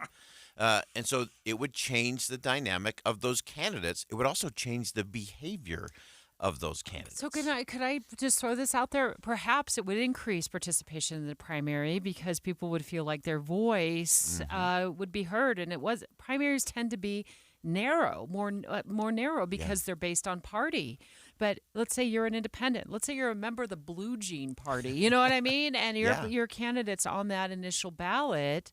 I think you would feel a little more hopeful that your voice would be heard. Yeah, everybody would have a shot in those primary races, and I actually think it would increase participation in the general election beyond just presidential election years. I think it would impact the state legislature. So again, I'm not saying it's the answer. I think it's curious. I think it's interesting. And I think we have to look at ways, whether it's a red state like Utah, blue state like California, I think it's worth having those conversations so we can get to the important thing. And that was the most important thing for me from my conversation yesterday, was the fact that it got to better governing. And that's what we're actually electing these people to do, is to govern. So what we have noticed here is they try whenever they want to adapt or change things up. There's usually a little pilot program. They've done that with ranked choice voting here. And because it's on a fairly small scale and it's still brand new, there's some hiccups and there's some headaches, and people are frustrated with it because anytime we change things up, people don't trust it. Right. And because we're unfamiliar with it. That's a very normal human emotion. But I would be curious, how long do you think you'd have to give for people to settle down over the initial shock? Yeah, I think it would take some time, and it has been some of the pushback is like, okay, it's hard to understand. I'm not quite sure what we're doing here. And so there would be a big education effort to be sure. I think it would take several election cycles for it to really settle in and kind of become part of the process. And I think one of the things we have to remember is our whole country is about that kind of change and embracing can we do it better? Can we do it different? Can we build a better mousetrap? That's driven our economy since the very beginning of the country. And I think it's worth exploring, whether it's how government agencies are run, how people get elected to office. I think there's a host of things that we should just have radical curiosity about. And maybe if we have radical curiosity, maybe we'll de-radicalize some of the political conversations. Boyd, thank you. Boyd Matheson today, Inside Sources, at 1. Thanks, Boyd. Great to talk to you about that. Straight ahead, there's been an empty building in downtown Salt Lake City for quite some time. It's kind of like a shade of blue. They used to call it the cop shop. It's really tall, but it's totally vacant. So let me ask you a question. If they converted it to condos, would you buy one? That's next. Dave and Dujanovic. Current events can have a lot of moving parts. Our job is to make it easy to keep up. You're part of a bigger world, so spend 15 or 20 minutes here and be part of it. Join us weekday mornings between 5 and 9 on KSL News Radio. Everyone's house is different, but they're all the same in one way. We've all got those places where the Wi-Fi just won't go. For you, maybe it's the attic. For me, it's my basement. Well, if you had wall-to-wall Wi-Fi from Xfinity, you could worry less about these dead spots. Finally. With wall-to-wall Wi-Fi from Xfinity, you get fast speeds throughout your home, reliable connection in every room, and power for all of your devices, even when everyone is online. That's wall-to-wall Wi-Fi from Xfinity. Get wall-to-wall Wi-Fi from Xfinity for a reliable connection throughout your home. Now through June 21st, new customers can get started with gig speed internet for $25 a month for 2 years with no annual contract and free Wi-Fi equipment included when you add unlimited mobile. $25 a month for 2 years with no annual contract. Go to Xfinity.com. Call 1-800-XFINITY. That's 1-800-XFINITY. Or visit a store today. All of your favorite KSL hosts in the palm of your hand. Hello, good morning. Hey, it's so early. They're on your phone. Great vacation photos. Oh, thanks. Yeah, that was fun. Courtesy of the KSL News Radio app. That's a family-friendly movie. I think you'll really enjoy it. Okay, then. Buy tickets. When you can't listen live, Can we talk about something? Can it wait just a little bit? I got a meeting. Okay, cool. We'll be here. listen on the app. The app for KSL News Radio.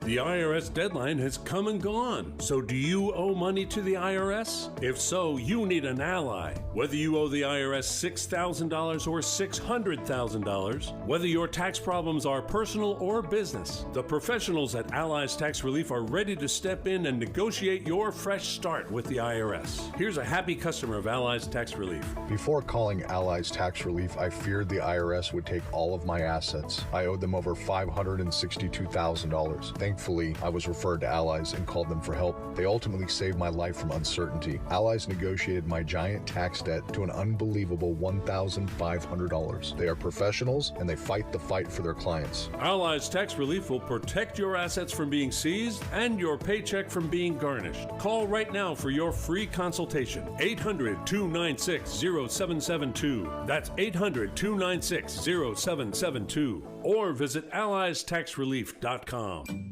Healthcare with human kindness is here. It's at Common Spirit Health. Hospitals, clinics, and caregivers all connected to advance healthcare in Colorado, Kansas, and Utah. Together, we have a common purpose, partnering with you in health and healing using powerful medicine, powerful technology, and the greatest power of all, human kindness. You'll know it when you see it, because human kindness is in every care site and in every caregiver. Common Spirit Health. Hello, human kindness. Say hello to For You Banking at Zions Bank. Customized banking that's all about you and the way you bank. Whether you're looking to open a new checking account or simply save for the future, we're ready to help with banking that's meant for you. Experience For You Banking today at your local Zions Bank branch or visit zionsbank.com/4u to learn more.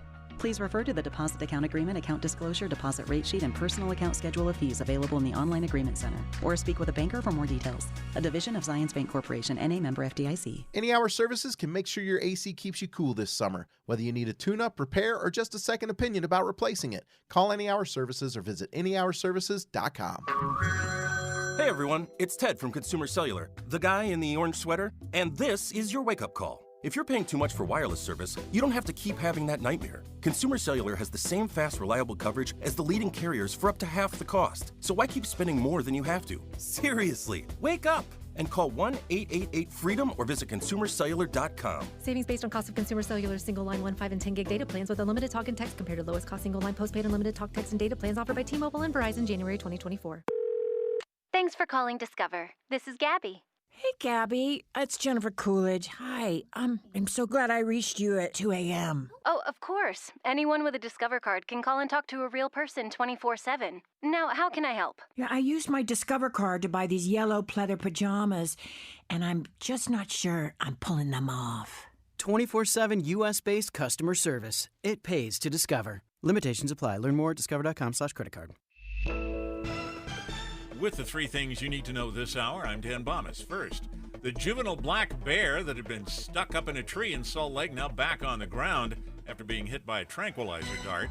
Second, Lake Tahoe is full again after a couple of years of heavy snow in the Sierras. And third, primary election ballots arriving in mailboxes today all over Utah. 81 degrees and sunny in Salt Lake City. And back to Dave and Dujanovic on KSL News Radio. Dave and Dujanovic. Priced Out. Housing. Special coverage with Dave and Dujanovic. Look, you might not know where the Cobb Shop is in downtown Salt Lake City, but it was a staple downtown until it closed up shop a few years ago, but they haven't knocked that thing down. It's right at about 2nd South, just not far from State Street. It's a kind of a bluish, whitish building. Dave's looking it up right now. Do you remember this thing? I don't remember. I went into it. I've been there a handful of times. Yeah. Back in the day, I was in there a lot when I was a news reporter. They are looking at converting those to condos, and the price is right. The price is right. So, would you live in an old cop shop? In a jail? I mean, let's be honest. Like, no, that's one of the kids' places. Where all the detectives were. There's no jail there, though. Yeah. No prison bars. Probably like had to have been a holding cell. Like a holding cell at some point.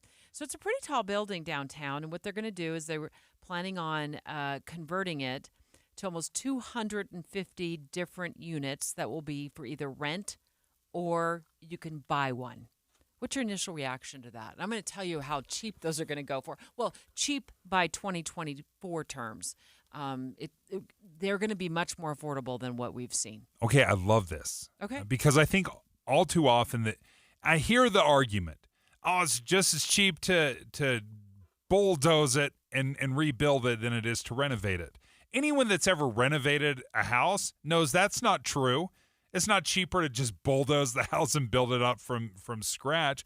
If you renovate it, yeah, then you could totally transform what this thing is being used for. I love the idea. In fact, I think far too often we just accept that. Quite frankly, I think it's a lie. This lie that it's just as cheap to bulldoze it and build it new than it is to renovate it. Like, what renovator are you using? This is going to have to happen. It's going to have to happen in a lot of our cities. It's so, expensive to start putting in roads and sewer lines and water lines to other areas that you got to use the space you have. There's really, Salt Lake City for the most part is built out. Occasionally you see like a little lot stuck at the back of somebody else's lot that you're like, oh, that would be great to put a home on, but you can't get to it. So this is going to start happening. It already happens in major cities where they take older buildings. This one was built, I think it was opened, it looks like 1958. And it was the Pacific Northwestern Pipeline Corporation, and then the city got its hands on it in the 80s, and then it became the Cop Shop. It's officially entitled the Salt Lake City Public Safety Building. 1958, you said, is when it was built. So it's an older building, and it was, it's got a lot of office space in it. Yeah. They're going to take it and turn it into condos and apartments. There's going to be and they're going to add some other buildings to it as well in the surrounding block. So they're going to breathe life into this vacant building. It's going to be about 250 different types of units, either available for rent or for purchase. And they want to make it so, this is on KSL.com, they want to make it so it'll primarily be affordable to families that make $40,000 to $80,000 a year. Oh, wow. Yeah. Boy, that is a game changer. If you're making, $40,000, $50,000, $60,000 a year, and now you can be a homeowner, start building some equity. 1950, I thought you were going to say this thing was erected back in 1923. Even if it was, is there a way to save the building and convert it into multiple units for living? How many homes right now are older than 1958 in Utah? This is a commercial building, and commercial codes have a higher standard. The materials they're being built out of. I would imagine that a building built in 1958 could totally handle a redesign, some renovation, and be turned into condos. Yeah. Would you buy one? Absolutely. Well, if the price is right. Like you say, they're going to target 40 to 80,000. How much are we talking? Okay, let me look up the price here. Well, the average rent, if you're renting there, let me just bounce this off you, $1,000 to $2,400 a month, depending on family size. But some rates, sounds like it's going to be like officially, there's going to be some affordable housing units in there, as low as $650 a month for rent. So that's just that's code for subsidized. So I'm more interested in not knowing what the subsidized $1,000 to $2,400. Okay, if you could get a rent for $1,000, that's very reasonable. Mm-hmm. That's great. Well, and you're going to kind of live you're downtown. Yeah, so it's Second South and 3rd East. So it's Second South and 3rd East is the exact. It's been a year since I've been in that building, but it needed to be. It needs some love. Yeah, it needs some TLC. $205,000 to $285,000 to purchase a unit. Oh wow, for a condo. Mm-hmm. So it's, boy, that is affordable, Deb. I like this idea. I love it. Really, we're on the same page. No, with this? What happened? That bear changed everything this morning. Now we're just. Nobody knows what you're talking about. There was literally a bear in a tree. We're trying to. How did you miss it? We talked about it for an hour. There's a bear in a tree in Salt Lake City. We think everything ended well, but they need to check on the bear's condition because they had to tranquilize it and it fell from the tree when they did so in the neighborhood just up the street from here, 3rd West and 7th North. Wild story. This is a little further east than that. This is the public safety building we're talking about now, the Cop Shop being converted into condos and apartments, the old one. And quite frankly, if I'm looking to buy a home and if I can get in, I will give, especially if it's a first home, I'm going to give a lot of latitude to how pretty the building is. I don't need the nicest and most beautiful outside of the building. If I have a clean, safe, well-designed interior, then I don't really care that it looks like an office building. I just need something where I can lay my head, somewhere where I can, cook some mac and cheese. And for $200,000 or $250,000, $285,000 as a purchase price, that is a slam dunk. I got news for you. This is what all the cities and the counties have to start looking at doing is figuring out a way to do multifamily housing all in one spot. The governor's come out and said we need tens of thousands of new and more affordable houses for people that are moving here to buy and for our kids to buy. They can't afford to buy a house right now. I just saw a stat the other day that the average home sale price in Utah was in Salt Lake City was well over $500,000. It was inching towards $600,000. Kids can't afford that. They're making $50,000 a year, maybe $60,000 if they're lucky out of college. Some a lot less than that. This is what's going to help with the need that we need to feed to get more housing in our cities that are already built out. In Salt Lake City, there's really nowhere to go but up and using and repurposing older buildings. And I understand that there will be a rental component to this, but I think the key here is ownership. That is absolutely crucial. You can have some rentals, that's totally fine. But if you want to really make sure there's investment in making sure this place is as high quality as possible, you have to allow people to own these units. And that way you get community buy-in. You're going to have generational housing. People are going to stay there for a long time, pass it on to their kids. It's a great idea. I love to see it. And especially when you look at how many people have left downtown and have not come back. I felt it. We felt it living, working down here. In a huge way. So let's look at it broadly. We need way more housing than we do office space. Let's take some of that office space, since everyone's staying home anyway, working remotely. Let's use it for residential housing. I love it. Yeah. Well, and Salt Lake City's setting the tone. They're setting the tone and setting the example. So good job. It looks like 2025 is when they're going to start leasing.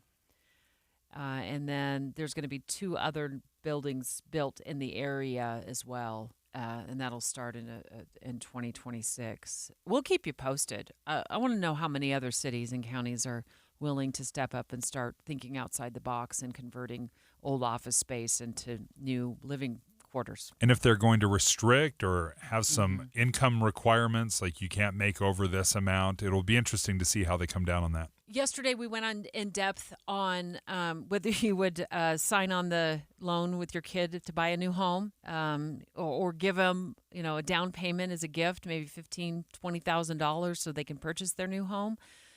But we really wanted to ask an expert: is it a bad idea to co-sign on a home with your child? So we're going to have one on the line next. It's 11:30 at KSL News Radio. I'm Dan Bonas. KSL's top local story this hour. State wildlife officers now checking out a juvenile black bear they brought down out of a tree in the northern neighborhood of Salt Lake City.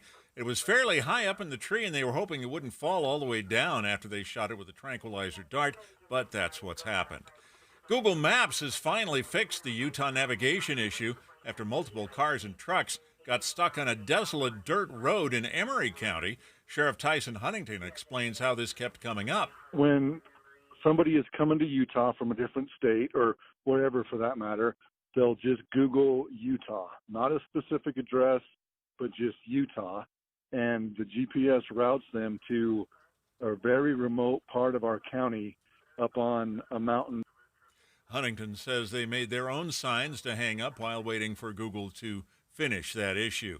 Our top national story this hour from ABC News.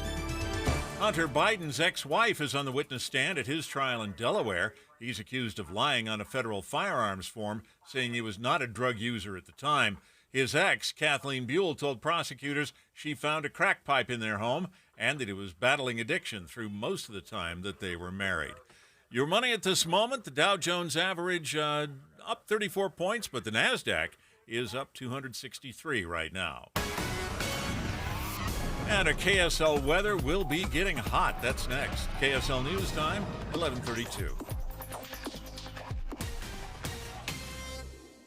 Here's a way to get breaking news updates anywhere you go. At the store or in a work meeting, you can get breaking news on your phone. You can quickly read it, swipe, or click for more. It's super discreet, super fast. That's the app for KSL News Radio.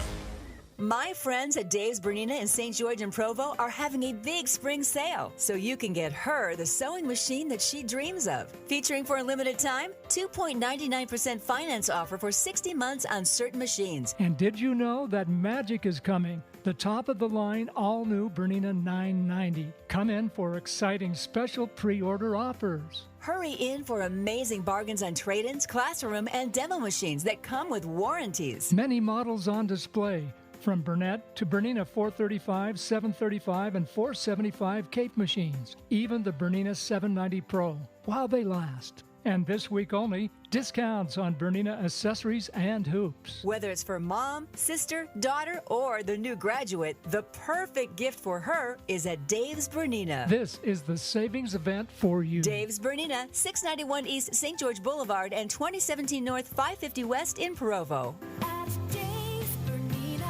Small business owners, we know tackling your to-do list can sometimes feel like going 12 rounds against a heavyweight champ. Except that heavyweight's gloves are made of something hard, like diamonds. So when a new to-do pops up, you're like, I can't. I'm boxing my diamond boxing glove-wearing heavyweight champ of a to-do list. At Progressive, we don't want to make your day any harder. That's why we make it easy with over 30 customizable coverage options, so you can finally land a knockout blow. See if you can save on business insurance in as little as 7 minutes at ProgressiveCommercial.com. Progressive Casualty Insurance Company. Coverage provided and serviced by affiliated and third-party insurers. Family Talk with Straight Talk. You give and you give. It's time to get with Straight Talk Wireless. You get a reliable 5G network and unlimited data, and you get to choose who joins your family plan starting as low as $25 a line. Does it have to be family? It can be family or people you like. Get more lines and more savings. Switch to Straight Talk for family plans starting as low as $25 a line per month for 4 lines. Find us at Walmart and StraightTalk.com. For network management practices, visit StraightTalk.com. Family plan discount with 4 lines, all on the Silver Unlimited plan. Taxes and fees apply. Derek Overstreet, founder of the New Millennium Group. We're a financial planning firm. Listen, we're fiduciaries. We have advisors standing by right now to take your call. That's 888-999-6370.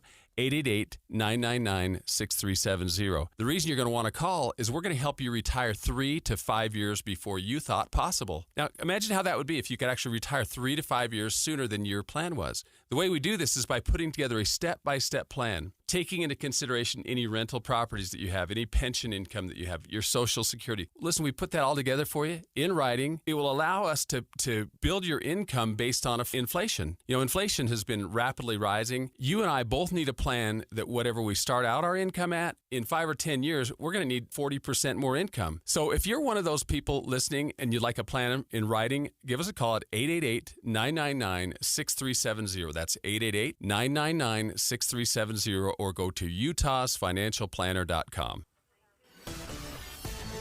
Emergency traffic now brought to you by Sinclair's Dino Pay app. Save up to 20 cents per gallon. Here's Ricky Meeks. Heads up, Draper drivers. We have a rolled big box truck laying on its side in a rollover crash on northbound I-15 in Draper at 114 South. Right now, a right lane of the main flow is blocked. And if you're at that on-ramp to northbound I-15 at 114 South, lanes are also blocked there. They're now not going to allow any traffic to get onto that ramp to join northbound I-15 traffic.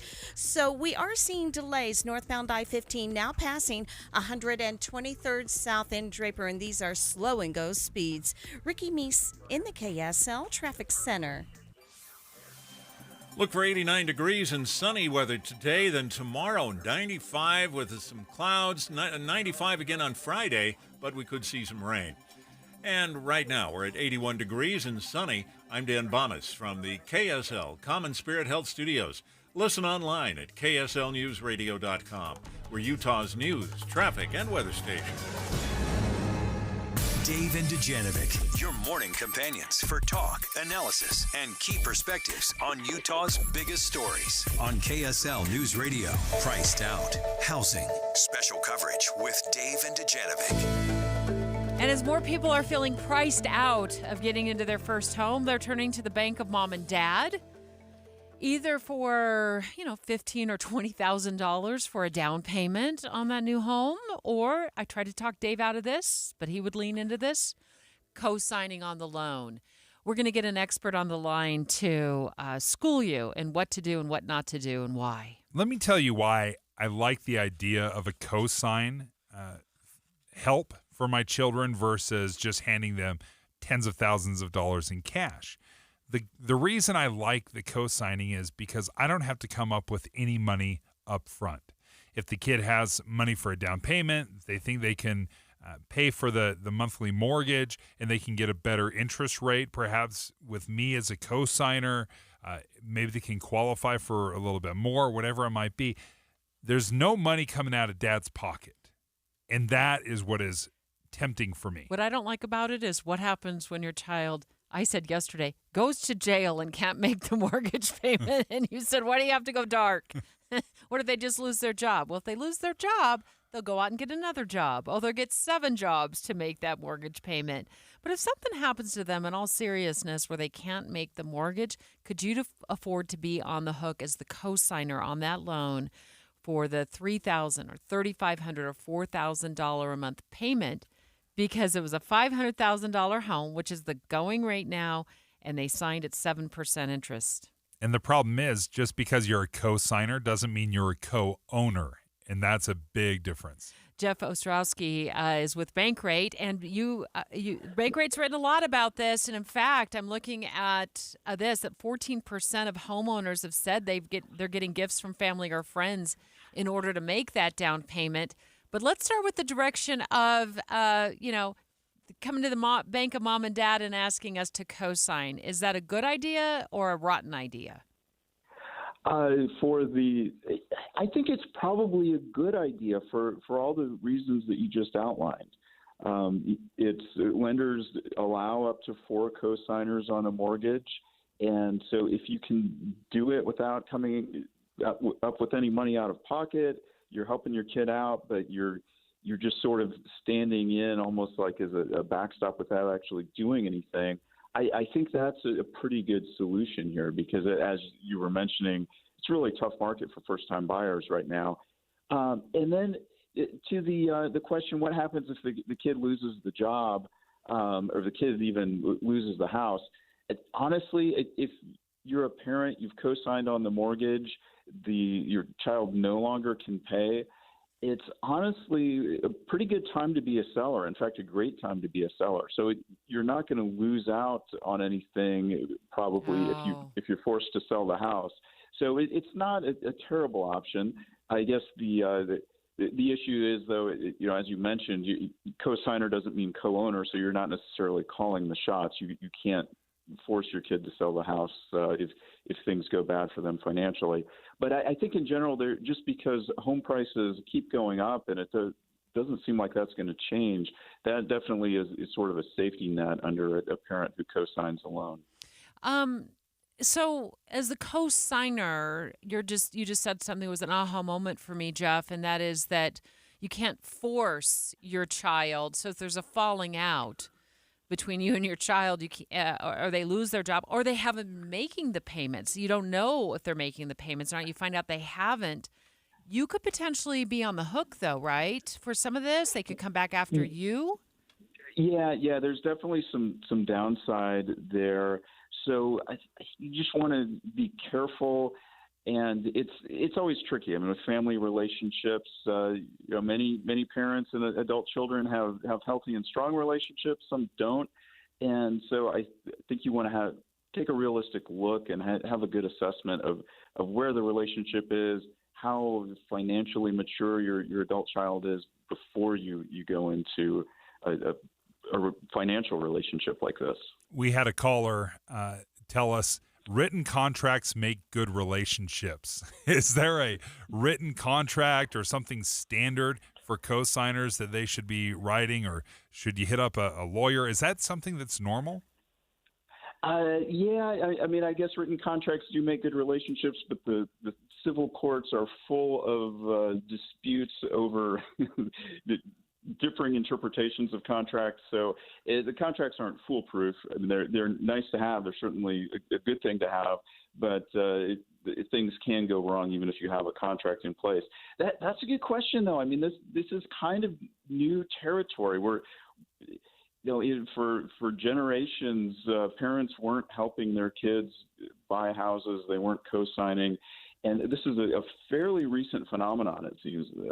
Helicopter parenting, you never even hear the phrase helicopter parenting anymore because it's now considered just parenting. Yeah. That parents remain very involved in their children's lives for a long time. And then we've got this wild card of home prices have shot way up, mortgage rates have shot way up, the affordability squeeze is worse than it's ever been. And so, honestly, I don't even have a whole lot of great talking points on how to navigate the co-signing issue because it's just so new. It hasn't been common. It seems like it's becoming more common. Yeah, it does. It feels like it's almost becoming an expectation on some level that the kids just think the parents are going to help in some way, whether it's a gift, down payment, or co-signing. Jeff Ostrowski, thank you for joining us from Bankrate.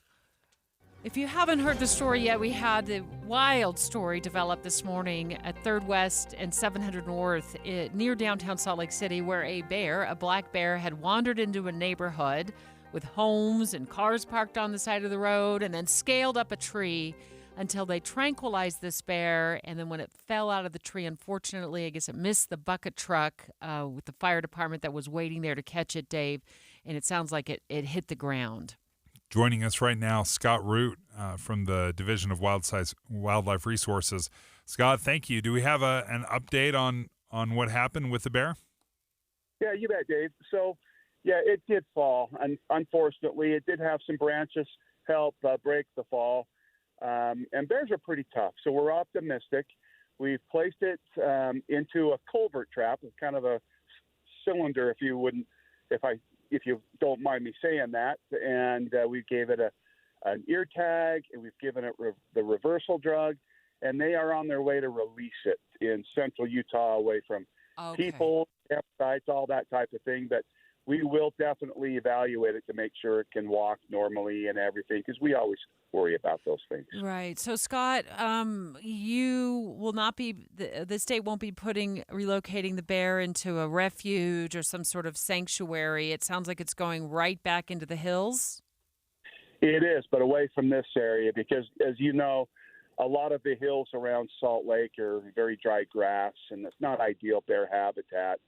And so we'll go within the central region, anywhere from Utah County to Sanpete County, and head east into a remote area away from people and livestock and such. I know there were some thoughts or questions about a possible second bear. Was there any signs of another bear in the area? What I would say is we don't know of a second bear, but if there is, we would just ask if somebody sees it, call your local law enforcement. We have a good network. They'll notify us, and we'll respond immediately once again. Any theories on why the bear was here or where it came from? Yeah, typically in my 34 years when it happens, which is not very common, it's either in the heat of the summer where they're looking for lush vegetation and water, or it could be from a larger boar. This was a young male or a boar. Maybe a large boar may have kicked it out of an area, and he's only about 2 years old looking for a new area, or it could be old or sick, and this one obviously looked to be quite healthy, and hopefully it still is doing well. So those are the three main reasons, and hopefully we'll get some footage of it getting released. I'm crossing our fingers. All right, Scott Root, thank you for joining us, DWR Outreach Specialist. All right. Of course, we'll continue to track this story throughout the day. Jeff Kaplan will have an update on what we learn about the bear's condition. It took quite a tumble out of that tree. The tree was really tall. It had scaled further up the tree at some point. Looks like after they threw the tranquilizer dart in it, and then they were meant to catch it. They tried to catch it in one of those fire department big bucket trucks, but apparently the bear missed and tumbled to the sidewalk. And since then, they've given the bear a reversal drug. So the tranquilizer puts him to sleep. They give a reversal drug that'll wake them up. He's in a trap right now so that they can transport safely. They'll make sure that the bear is able to move and walk without, too much damage. And we'll just have to see once it's released how its condition is. And if you missed the video of this or any of this story and you want to see this, it was really cute. Bear, Dave was like, that looks scary. No, it's a black bear. It was really cute up there in the tree. You can catch all of the details and read up on them at kslnewsradio.com. Dave and Dujanovic. Here's a trick to podcasting at work and getting all the Utah news you love. Download the KSL News Radio app. The podcast for Utah's morning news and Dave and Debbie are right there. Dozens of podcasts a day. That's the app for KSL News Radio. Your neighbor Greg loves the springtime here in Utah, but he hates to paint, so he called Rhino Shield. We live in a beautiful two-story home that was built in 1916. Really been prepped and painted very, very poorly. Rhino Shield ceramic technology is formulated for our unique climate here in Utah and is Class 1 fire rated. We really had a lot of detail work, and the team at Rhino Shield spent really 4 days just on the prep work, and we were so excited to see that. And the cleanup was just impeccable. Utah, get the 25-year guaranteed protection of Rhino Shield right now for 15% off the regular price. We've gotten numerous compliments, and we've actually even had some of the longer-term residents of our community thank us for protecting the integrity of our home. This offer is limited, so call now 435-246-4466, 435-246-4466, or rhinoshieldwest.com. Go Rhino Shield. Paid for by Lyman for Utah. Governor Cox has presided over the worst collapse in housing affordability in Utah's history. Using taxpayer dollars to subsidize large developers is not the answer. If we don't fix this now, our biggest export will become Utahns. As governor, I have a plan to improve supply chains and permitting, to reduce government spending, which drives high inflation and interest rates, and to create a fair property tax system.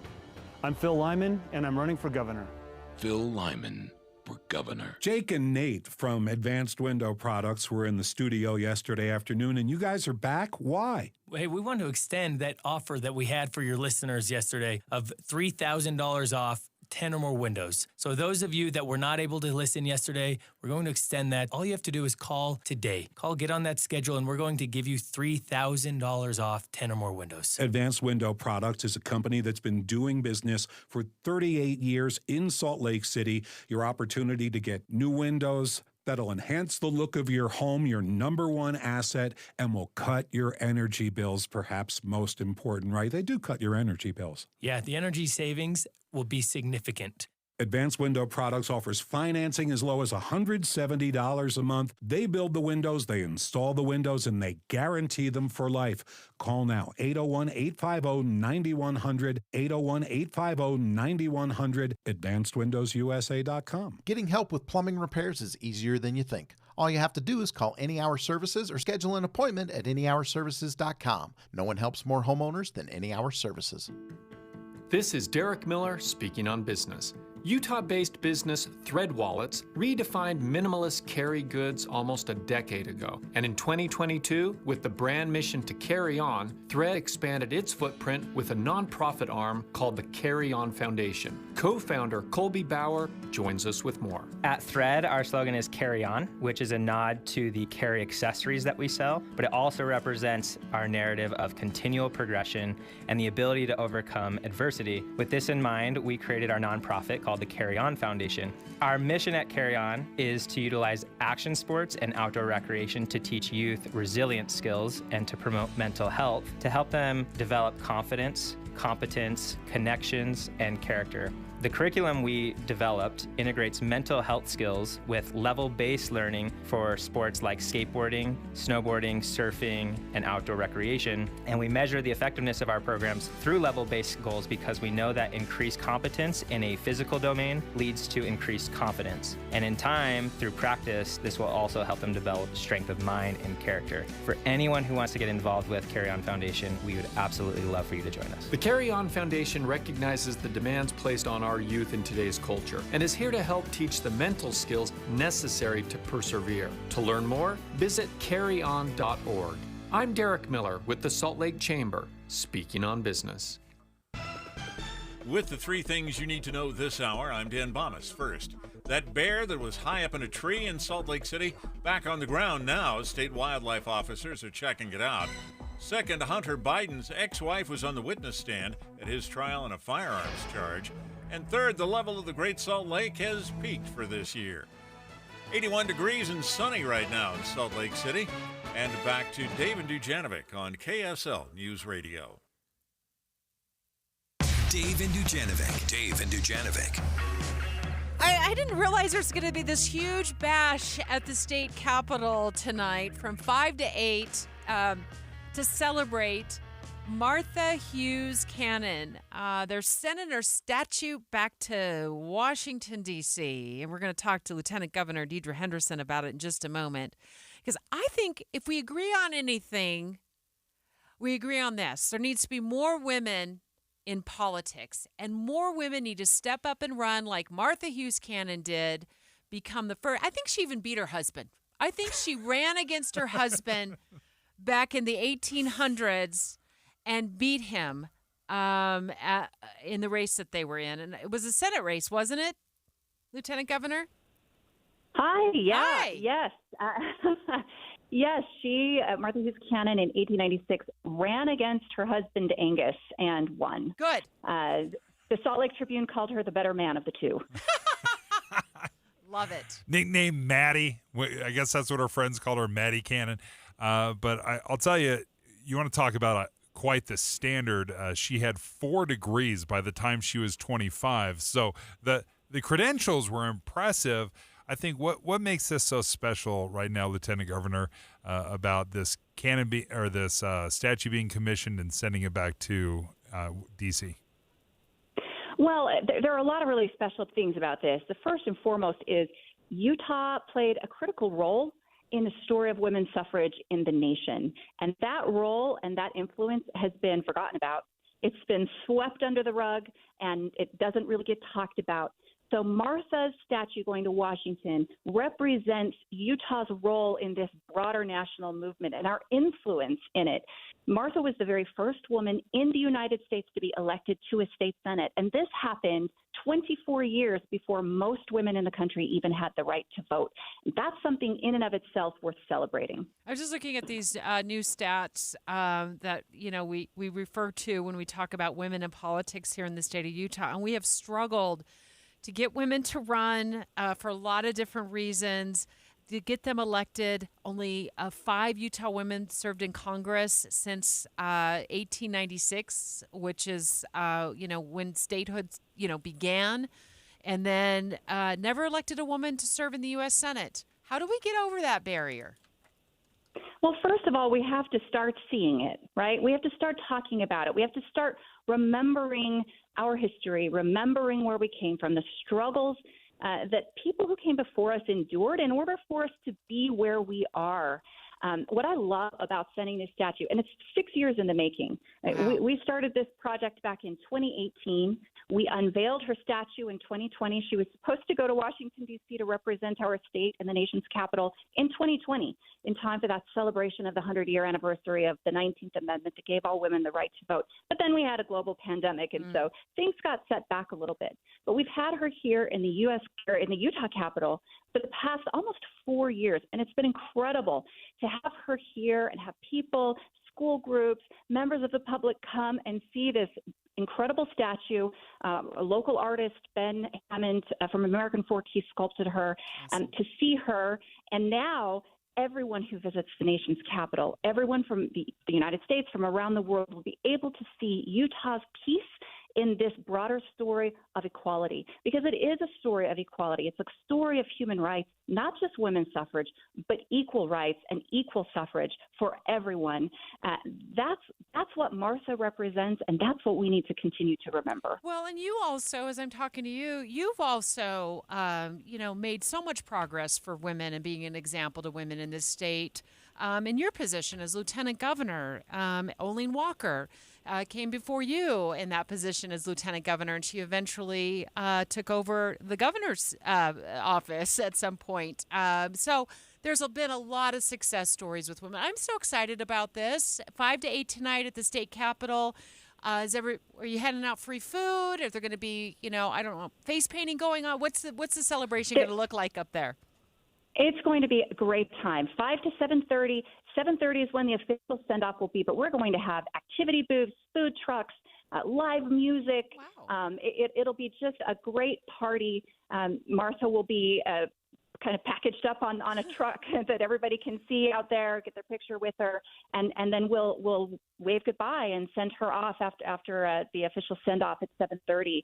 We hope people come and take this last opportunity to see this incredible Utahn, a pioneer in so many ways, as she heads to Washington, D.C. to represent our state and represent us well. We're very proud of our history. We're proud of Martha. We're proud of what she stands for, and we're excited for the rest of the world to acknowledge, finally, Utah's role in the women's suffrage story. Lieutenant Governor Deidre Henderson, thank you for joining us. Yeah. So, I mean, Thank you. As you're looking over your primary ballots, which, by the way, I got notified yesterday that my primary ballot was in the mail. So those should be in your mailbox. You'll probably realize there are not a lot of women on that ballot. There will be, there will be some, but not as many as maybe Martha Hughes Cannon would have thought there would be by now, more than 100 years later. So I think it's worth keeping that story out there and her story out there for sure, and to encourage more women to get into politics. And I love that they're sending her off with a big party. Yeah, a physician, held multiple degrees back in the 1800s. I mean, what an incredible legacy. As a senator, I was also a state senator. So really an impressive resume, an incredible woman, and what a legacy. Yeah. So that's from 5, she said, to 7:30 tonight at the state capitol. It sounds like they're going to have a party. So you want to go out there and check it out. Everything is free. So take the kids up there. Take the kids up there. Have a free event. They're out of school. Saw a bunch of kids out of school yesterday. They want something to do. That's going to be the place to be tonight. So thanks so much to Lieutenant Governor Deidre Henderson for joining us and filling us in on all the events that are going on out there in honor of Martha Hughes Cannon. Best part about that story is she beat her husband. That's so funny. It's amazing. It's so great. That's what I want to do. If I ever get married again, we're going to enter a political race, and I'm going to beat you. So no hard feelings. Whoever draws that short straw, just get ready to run a political campaign, and I'm going to beat you at it. So Maria Chaleos up there next with more on that very important story we're talking about, that bear in the tree in the Salt Lake City neighborhood. It's going on all morning long. She's next. KSL FM Midvale. KSL Salt Lake City. From the KSL Common Spirit Health Studios, this is KSL News Radio. Utah's news, traffic, and weather station. Good afternoon. KSL News Time is 12 o'clock noon, and this is Utah's Noon News. I'm Maria Chaleos. KSL's top story this hour. People in a northern Salt Lake neighborhood woke up to something that you just don't see every day, a black bear in a tree. KSL News Radio's Eric Cabrera has been tracking this very interesting story all morning. The bear, estimated to be between 2 and 3 years old, was up a tree in the front yard of a house on Reed Avenue between 7th and 8th North. But how did the bear get so far into the city? Scott Root with the Utah Department of Wildlife Resources has a theory. This bear could be looking for food and water. It could have been kicked out of an area by a larger male bear. They were able to tranquilize the bear by dart, but as they approached by ladder, the bear fell out of the tree. DWR says they'll assess any injuries, and hopefully the bear can be released to their sanctuary. Eric Cabrera, KSL News Radio. You know you want to see the bear. For more photos and videos of the bear and what happened, visit KSLNewsRadio.com or follow us on social media. As a heat wave hits Utah over the next few days, Rocky Mountain Power is warning customers to keep an eye on how much juice they use. Company says we use more electricity in the summer than any other season. They say they're doing what they can to keep up with demand, but you can also help by turning up your thermostat, delaying high-energy tasks until off-peak hours, and keeping your drapes closed. Rising temperatures mean minor flooding is possible along the Weber River. KSL TV's Andrew Adams has more. The water has been rising to the point it's been unsettling. Yesterday, that creek bed was like 3 feet lower than it was like comfortable for a kid to play in. And now it's dangerous and fearful for your kid to play in. Like others visiting this RV park in Colville. First time. Jake McCackney couldn't believe it. That's kind of crazy. Some RV parks in Summit County are already seeing some flood damage. The Great Salt Lake's water levels have peaked for the year. Now water managers are calling on everyone to keep saving water as the lake's levels are expected to drop with the summer heat.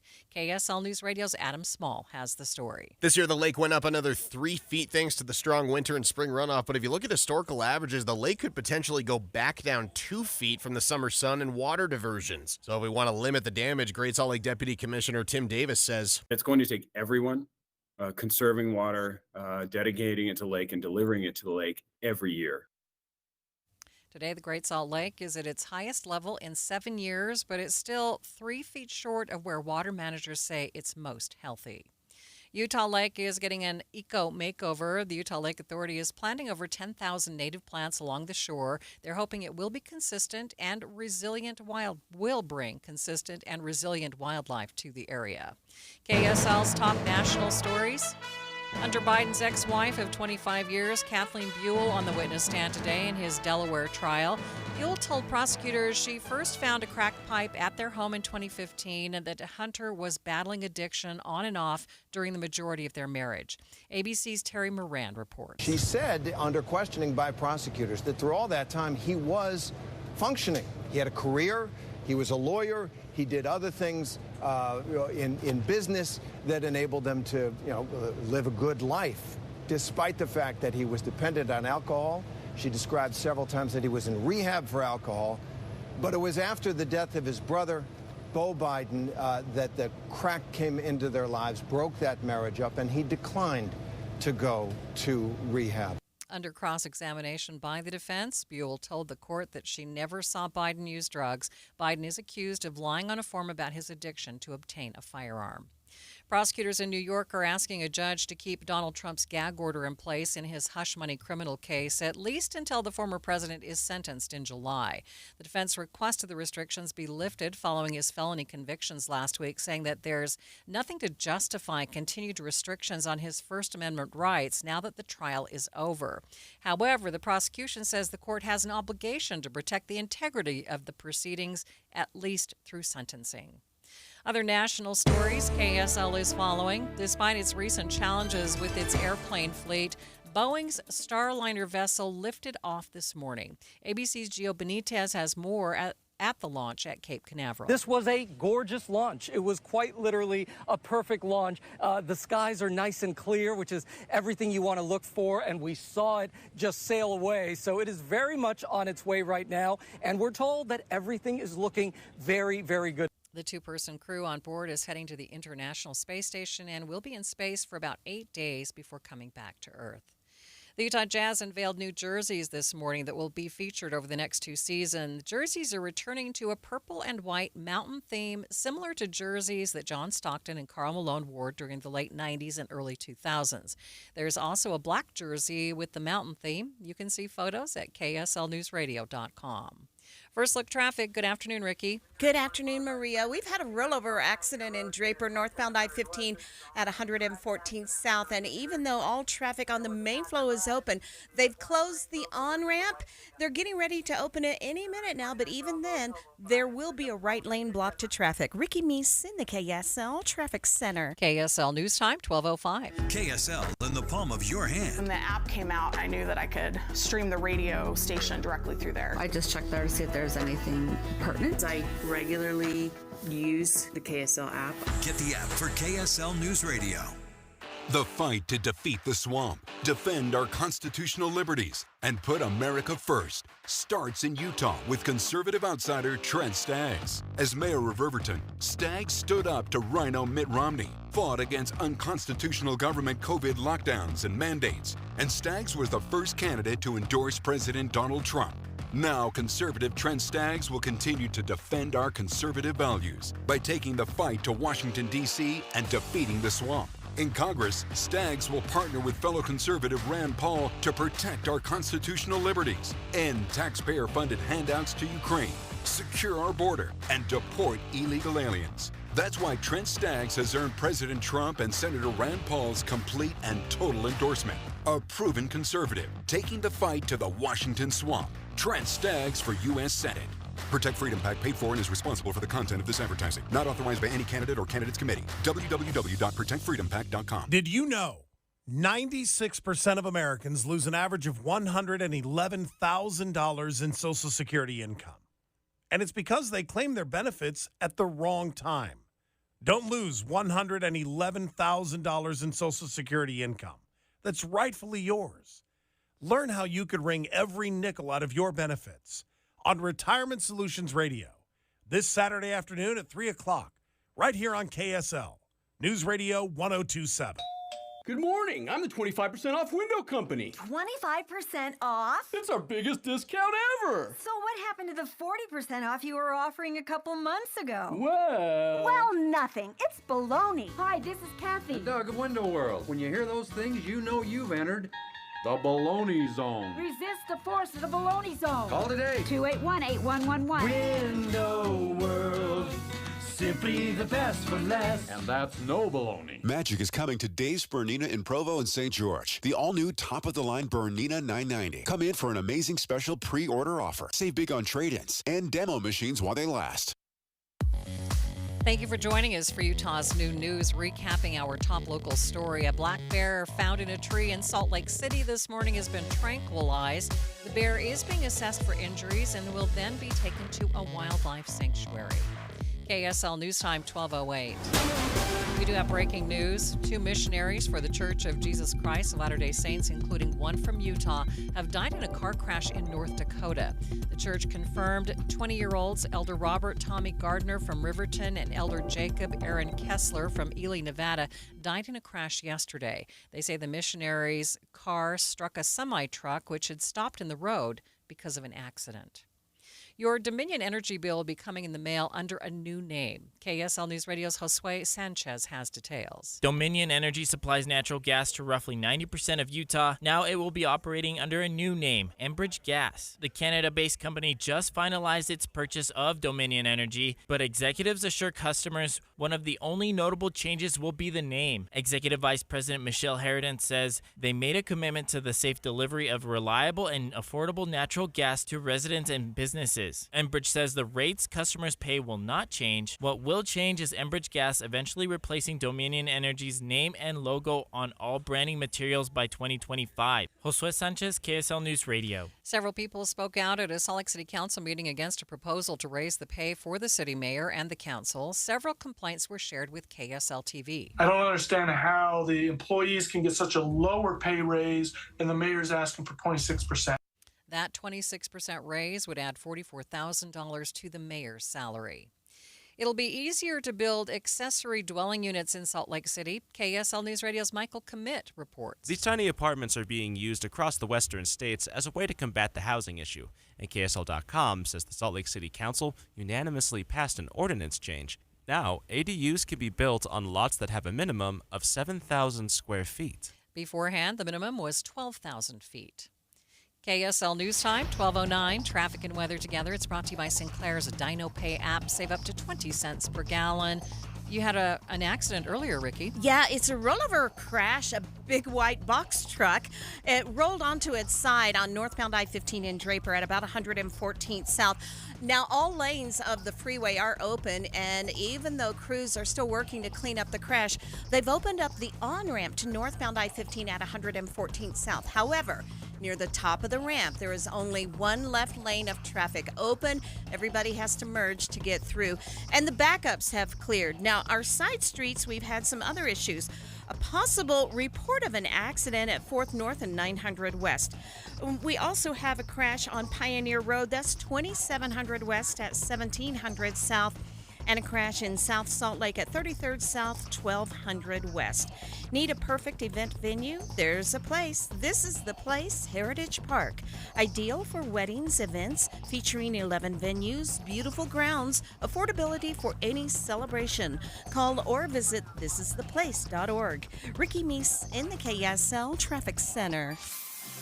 The mercury will jump a solid 10 degrees warmer today, topping out at 89 for a high, sunny skies. Overnight, 63. Tomorrow's going to be mostly sunny, but hot, 95 the high. From the KSL Weather Center, I'm Matt Johnson. And right now, a lot of sunshine in downtown Salt Lake City, 82 degrees. Coming up on Utah's Noon News, a heat wave is striking Utah over the next few days. We'll talk to the National Weather Service about how hot it's going to get and where we could see some record-breaking temperatures. That's coming up, streaming live at kslnewsradio.com and on the app for KSL News Radio. We are Utah's news, traffic, and weather station. We are all so busy, so the thought of working out for more than an hour a day, boy, for me, that was a tough one. Before I started to lose weight with Salt Lake City Fat Loss, I believed the only way I could lose the weight was to starve myself and to work out for more than an hour a day. I couldn't have been more wrong. In my first 60 days on the plan, I lost 25 pounds, and I'm not talking some crazy fad diet either. I lost the weight eating a healthy combination of foods. I've now lost 30 pounds. That's more than 5 inches off my waist and 4 full dress sizes. There are no expensive prepackaged meals, no surgery, and no injections. Plus, you'll love their app, which gives you a quick 1-minute inspirational video each morning. It keeps you accountable, and it allows you to get answers to any of your questions. Just think how much better you will look and feel this summer if you start this week. For a limited time, you can get $200 off just by saying Maria sent you. Go to slcfatloss.com to schedule your free consultation. You can do it in person or virtually. Call 801-450-1882 or go to slcfatloss.com, slcfatloss.com. Hello, this is Congresswoman Celeste Malloy. I'm running for re-election to keep Utah's conservative values in Washington, D.C. Like you, I'm tired of a government that spends too much, listens too little, and makes all of our lives harder. In Washington, I'm pushing back against bad ideas, liberal policies, and politicians who've been there longer than I've been alive. Keep me in Washington so I can keep fighting for you, because we're just getting started. Paid for by Celeste for Congress. Summer is finally here, and it's time to take advantage of Zero Res's best deal of the summer. Clean before your barbecues, graduation parties, family reunions, and gatherings that you're hosting to make your guests feel right at home. Call the cleaning pros at Zero Res and get 3 rooms of carpet cleaning starting at just $99. Plus, the 4th room free, and take 20% off your air ducts cleaning. You owe it to yourself, your health, and your home. Schedule your appointment at ZeroRes.com or call 801-288-9376 and ask for the KSL special. Spell it backward or forward. It's the right way to clean. Zero Res. Jake and Nate from Advanced Window Products were in the studio yesterday afternoon, and you guys are back. Why? Hey, we want to extend that offer that we had for your listeners yesterday of $3,000 off 10 or more windows. So those of you that were not able to listen yesterday, we're going to extend that. All you have to do is call today. Get on that schedule, and we're going to give you $3,000 off 10 or more windows. Advanced Window Products is a company that's been doing business for 38 years in Salt Lake City. Your opportunity to get new windows that'll enhance the look of your home, your number one asset, and will cut your energy bills, perhaps most important, right? They do cut your energy bills. Yeah, the energy savings will be significant. Advanced Window Products offers financing as low as $170 a month. They build the windows, they install the windows, and they guarantee them for life. Call now, 801-850-9100, 801-850-9100, advancedwindowsusa.com. KSL News Time, 12:15. The 3 things you need to know this hour. First, residents of Reed Avenue in Salt Lake City woke up to police advising them to stay indoors after finding a black bear in a tree. I'm KSL News Radio's Eric Cabrera. Second, 2 missionaries for the Church of Jesus Christ of Latter-day Saints, one of whom is from Riverton, have died in a car crash in North Dakota. Third, traffic and weather together, Ricky. A crash with possible injuries in Tooele County on northbound Main Street, SR 36 at Erda Way. It's blocking right lanes of travel. Ricky Meese in the KSL Traffic Center. With high pressure building, our first 90-degree day is on the doorstep. I'm Matt Johnson. It's sunny, 82 degrees at the KSL Common Spirit Health Studios. Time now for KSL's top national stories. From ABC News, I'm Michelle Franzen. Prosecutors in the gun trial of Hunter Biden in Delaware are focusing on his past relationships, including testimony by his ex-wife. He's accused of lying on a federal form about his drug use when buying a firearm in 2018. ABC's Terry Moran is outside the courthouse. Kathleen Buell took the witness stand, and in a quiet, still, somber voice, she talked about the day in 2015 she found a crack pipe in her home. That's what she assumed it was. She confronted Hunter Biden about it. She testified. He acknowledged that he was smoking crack, and that was the point at which he left. He moved out. They entered therapy, and she asked him to go to rehab at that time. He wouldn't. Ultimately, the marriage ended in divorce. President Biden in France ahead of tomorrow's D-Day commemorations, marking 80 years when Allied forces stormed the beaches of Normandy to liberate Europe from the Nazis. ABC's Tom Soufi-Burridge says the president will honor those who sacrificed and also about the challenges facing the world. One, we're told, will be the importance of alliances and allies. The president will emphasize that America throughout the ages has always worked with its partners, like key players in Europe, like the French, like the UK. We're seeing it in Ukraine today. We're seeing the US try to work with allies to pressure Israel and Hamas to get that deal in Gaza right now. New York's governor putting the brakes on Manhattan's congestion pricing. Citing the risk of unintended consequences for New Yorkers, Governor Kathy Hochul says she's postponing the city's congestion pricing plan, charging drivers a toll south of 60th Street in Manhattan starting June 30th. Circumstances have changed, and we must respond to the facts on the ground, not from the rhetoric from 5 years ago. Hochul says that the plan was hatched in a pre-pandemic period. ABC's Derek Dennis. You're listening to ABC News. Time for the KSL In-Depth. Utah will have the season's first heat wave over the next couple of days. It's going to get especially toasty in southern Utah. Joining me now live is meteorologist Darren Van Cleve from the National Weather Service. And Darren, thanks for being with me today. Yes. Thanks for having me. It's great to have you. Give us a brief overview of what we can expect from this heat wave. Yeah, so as you mentioned earlier, first real heat wave of the season, and by heat wave I mean an event where it's going to be well above normal for multiple days in a row. We've had a few heat episodes earlier. This past month, we've been up around 90 here in SLC as an example. We haven't had consistent multi-day events. So this is our first one of the season on the way. So what kind of temperatures can we expect? Yeah, so up here in the Wasatch Front, we'll be looking at mid-90s starting tomorrow. That's Thursday. And then again on Friday and potentially again on Saturday before a little bit of a cool down early next week. And when I say a cool down, I mean, we're still talking about upper 80s, a little lower in the 90s. So that's here in the Wasatch Front. Where we're more concerned is on the opposite end of the state, down in southern Utah. St. George just recorded its first 100-degree day of the season officially yesterday, and much warmer temperatures are on the way. By tomorrow, St. George, we're looking at highs getting close to 110. We've got a forecast high right now of 108 for St. George, and kind of a similar story for other lower elevation places in southern Utah. For example, Lake Powell, even up into Zion, the National Park. Right now, just outside of Zion, we've got a forecast high of 108 tomorrow. So what kind of records are we expected to break?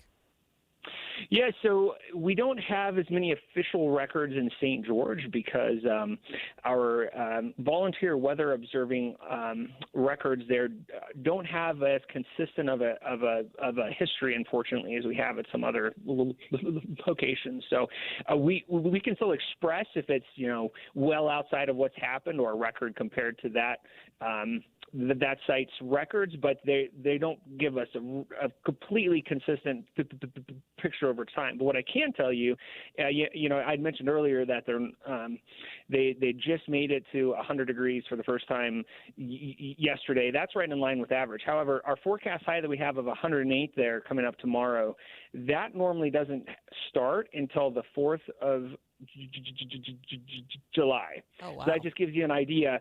The reason we're messaging this heat, we get a little bit of feedback of, oh, well, it's getting to be summer. It's hot in the summer. Well, yes. However, usually it's not this early. So, for southern Utah, we're talking about heat that's more typical of late June, early July. So about a month ahead of time. So rather than focusing on records, I would encourage people just think like, hey, we're going to be experiencing heat that's more typical of something that we'd see farther into the summer.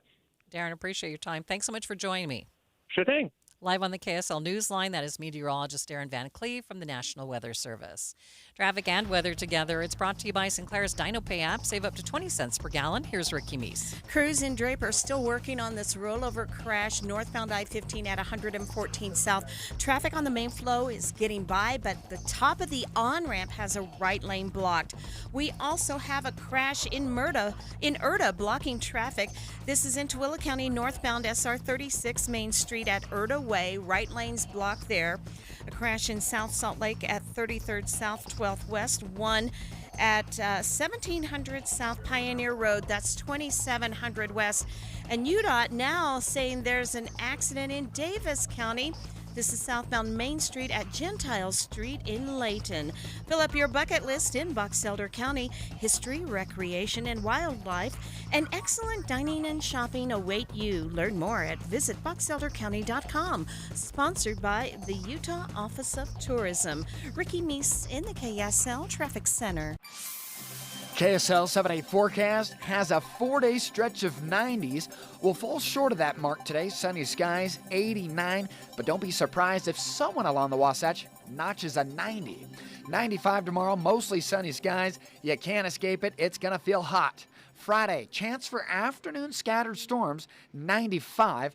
94, partly cloudy on Saturday. Sunday, back at it with a couple of isolated afternoon storms, 93 the high. We dial it back to 80s Monday and Tuesday. From the KSL Weather Center, I'm Matt Johnson. It's sunny, 83 degrees in downtown Salt Lake City. The 7-day forecast is brought to you by Performance Automotive Bountiful. Quick check of the markets. I'm seeing a lot of positive numbers this afternoon. In fact, the NASDAQ right now, it's up 275 points. That's 1.5%. We'll check your money news coming up next.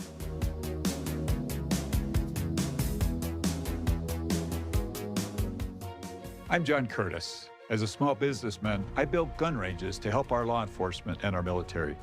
As mayor of Provo, I took aim at reducing waste, and we balanced our budget. In Congress, I've stood up to Biden and voted repeatedly against his reckless spending. And when it comes to standing up to D.C. and protecting our land, John Curtis has done that too. He forced the federal government to transfer more land back to Utah than anyone in state history.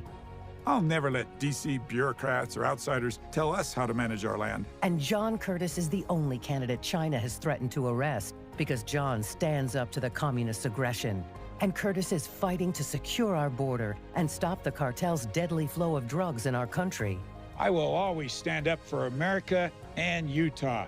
That's why I approve this message. John Curtis, conservative Republican for U.S. Senate. I'd be honored to have your support. Paid for by John Curtis for Utah. Alpine Home Medical, we bring wellness home. The sun is out and the temps are up. It's time to seize the day and hit the road. You were born to ride, and now's the time to make your dreams a reality. Imagine the wind in your hair as you cruise on your very own power scooter. Hi, I'm Jay Broadbent with Alpine Home Medical, and these scooters aren't just for getting around. They're your ticket to freedom. With speeds up to 6 miles per hour, you'll own the road like never before. From graduation to concerts and vacations, our power scooters will get you there in style and ease. Don't wait another minute. The time to ride is now. Let's start your adventure today. Visit us online at alpinehomemedical.com. That's alpinehomemedical.com.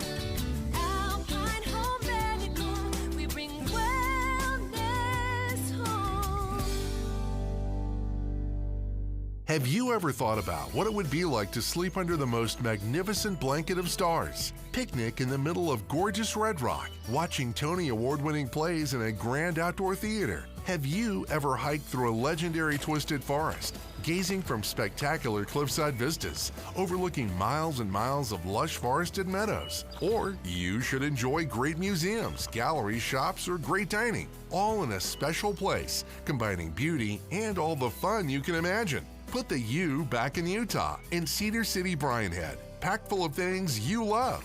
Live performances during the Shakespeare Festival, spectacular campsites and cozy cabins, plus hiking, biking, and ATV trails everywhere. Or tee up for 18 holes of year-round golf at Cedar Ridge Golf Course. Or enjoy a friendly game of disc golf at Thunderbird Gardens. Plan your adventure at Cedar City Bryan Head and get to know the you in Utah. Details at visitcedarcity.com. Getting help with electrical repairs is easier than you think. All you have to do is call Any Hour Services or schedule an appointment at anyhourservices.com. No one helps more homeowners than Any Hour Services. KSL News Time 1226. If you struggle with your in-laws, you're not alone. KSL.com reports the marriage and family experts from Utah State University say you don't have to have conflict, but it may take some work to get there. Amy Torres says have a conversation with your spouse to include likes and dislikes and things that you did growing up, realizing that families come from different cultures. Torres and Lisa Shanker, publishers of In-Law Relationship Findings, say if your spouse struggles to get along with your parents, remember they need your support and don't let them fend for themselves. And also they say you have more in common than you might think. After all, they do love their child and grandchildren just like you do. Mark Jackson, KSL News Radio. Watching Utah's money, investors are expecting Fed Chair Jerome Powell to keep interest rates where they are today. Powell is expected to make an announcement on interest rates any time now as the Fed wraps up a series of meetings. Americans using their investments to help keep up with inflation. The Commerce Department says people in the U.S. earned a historic $3.7 trillion from interest and dividends during the last quarter. That's up $770 billion from 4 years earlier. Taking a look at your money at this moment, the Dow is up by 96 points, sitting at 38,803. S&P, it's up by 50, and the NASDAQ, it's up by 278 points. And suddenly, we watch temperatures start their climb. It's summer. Better chances for 90-degree days. Get a reliable KSL forecast and the latest road and construction delays. With traffic and weather together every 10 minutes on the 9s. Mornings and afternoons, we have you covered on KSL News Radio. In a world where ugly siding, leaky gutters, and inefficient windows are sapping homeowners of their will to live, one company must save us all. This year, join RGS Exteriors as it embarks on a mission to eliminate outdated home exteriors, one Utah home at a time. Every plank of old, ugly siding must be replaced. Every leaky gutter must be eradicated. Every inefficient, energy-sapping window must be vanquished. Once and for all. Begin your epic remodeling quest by calling RGS Exteriors for a free estimate. Discover how a heroic team of experts will save your siding, gutters, or windows for a fair, no-nonsense price. Call RGS Exteriors at 801-280-3110 or journey online to rgsexteriors.com. RGS Exteriors, coming soon to a home near you. Join Ton and me for the KSL Greenhouse at Advanced Window Products this Saturday from 8 to 11. Save up to $2,500 or 10 on 10 or more new windows from Advanced Window Products during the Greenhouse Show. Traffic and weather together. It's brought to you by Sinclair's DinoPay app. Save up to 20 cents per gallon. What's happening, Ricky? Well, the crash has been cleared in Draper. All lanes of the on-ramp to northbound I-15 at 114th South have been cleared. However, crews are still on the scene of the accident in Tooele County, northbound Main Street, SR 36 at Erda Way. Those right lanes are blocked. We also have a crash at 1700 South Pioneer Road. That's 2700 West. One also reported at 33rd South and 12th West. Ricky Meese in the KSL Traffic Center. The core of high pressure is right over the Great Basin today. We'll go for 89 as a high, sunny skies. Overnight, 63, recovering well. Tomorrow, mostly sunny with a high of 95. That marks our first 90 of the season. From the KSL Weather Center, I'm Matt Johnson. Quick check of the hot temperatures in Salt Lake. It's 82. Ogden is at 80. St. George, 91 degrees at this hour. You're listening to Utah's New News with Maria Chaleos on KSL News Radio, 102.7 FM and 1160 AM. Good afternoon. KSL News Time 1230. KSL's top story this hour. The state auditor has found just 5 viable complaints out of the thousands related to the state's new bathroom bill. KSL News Radio's Amy Kobabe is live with details. Amy? Maria, this is the law that requires people use the bathroom matching the gender they were assigned at birth. State Auditor John Dougal says they received 12,000 complaints last month in an online form where anyone can submit a tip. He determines that only 5 of those were made in what he calls good faith. This is very unique for us. I mean, clearly the legislature was throwing us into the culture war, and there's folks that, the culture warriors out there that were, driving a certain narrative, and other people were responding to that narrative, and we were stuck in the middle of it. Dougal says his job is just to make sure that the state entities are following the law. Of the 5 good faith complaints, Dougal says they weren't able to substantiate the claims. Reporting live, Amy Kobabe, KSL News Radio. Utah's candidates in the 3rd Congressional District hit the stage last night, trying to sway voters in their first debate of the year. 5 candidates are hoping to fill the gap left by Representative John Curtis, who is running for Senate instead. They will debate again next Wednesday. Utah primary election ballots are already hitting mailboxes across the state. KSL News Radio's Eric Cabrera shares some key races. Republicans will be voting on a number of high-profile statewide and federal races and finding out who will move forward against Democrats and third-party candidates. Spencer Cox and Phil Lyman go head-to-head for the governor's seat. Republican candidates for U.S. Senate include Brad Wilson, John Curtis, Trent Staggs, and Jason Walton. A key battle in Congressional District 3 includes John Dougal, Mike Kennedy, J.R. Byrd, Case Lawrence, and Stuart Pay.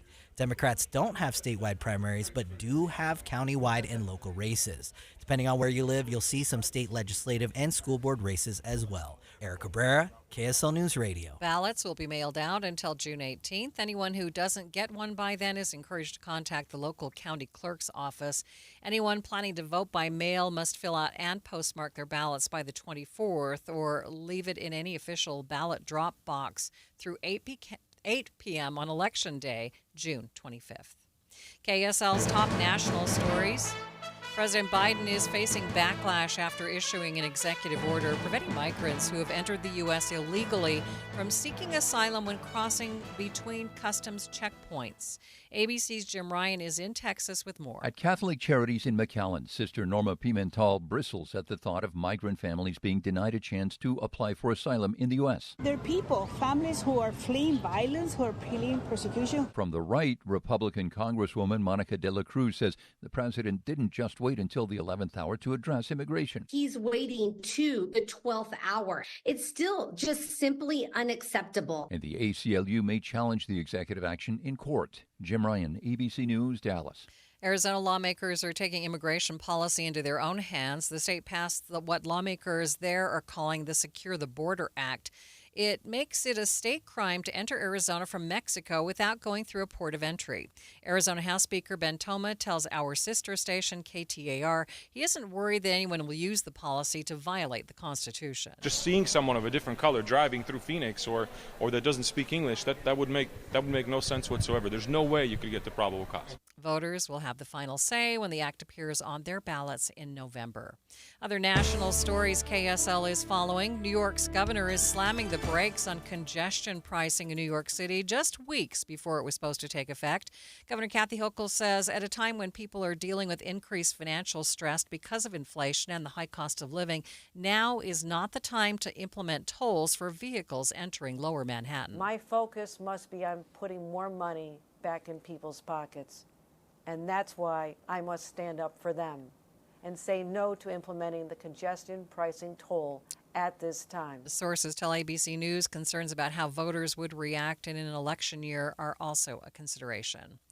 Google Maps has finally fixed their route to Utah after multiple cars got stuck on a dirt road up East Mountain. KSL News Radio's Alexandria Bonilla reports. If you searched Utah as a destination, the GPS used to lead to a dirt road on East Mountain in Emery County. Emery County Sheriff Tyson Huntington says they tried contacting Google, but nothing changed, so they took matters into their own hands. They would take these signs up there and put them up, letting people know that it was rough roads and no places to turn around and to proceed with caution or to not go up these roads. Huntington says they've had to save about 12 people in the past 2 years from the desolate road. But now the route is finally fixed, and searching Utah will take you straight to Salt Lake City. Alexandria Bonilla, KSL News Radio. First look traffic. Let's check in with Ricky Meese. We still have crews clearing an accident in Tooele County. This is at SR 36 and Erda Way. Right lanes blocked. Ricky Meese in the KSL Traffic Center. KSL News Time, 12:36. Spend your workday with a talk show that makes you feel better about the news. Debbie is the voice of reason,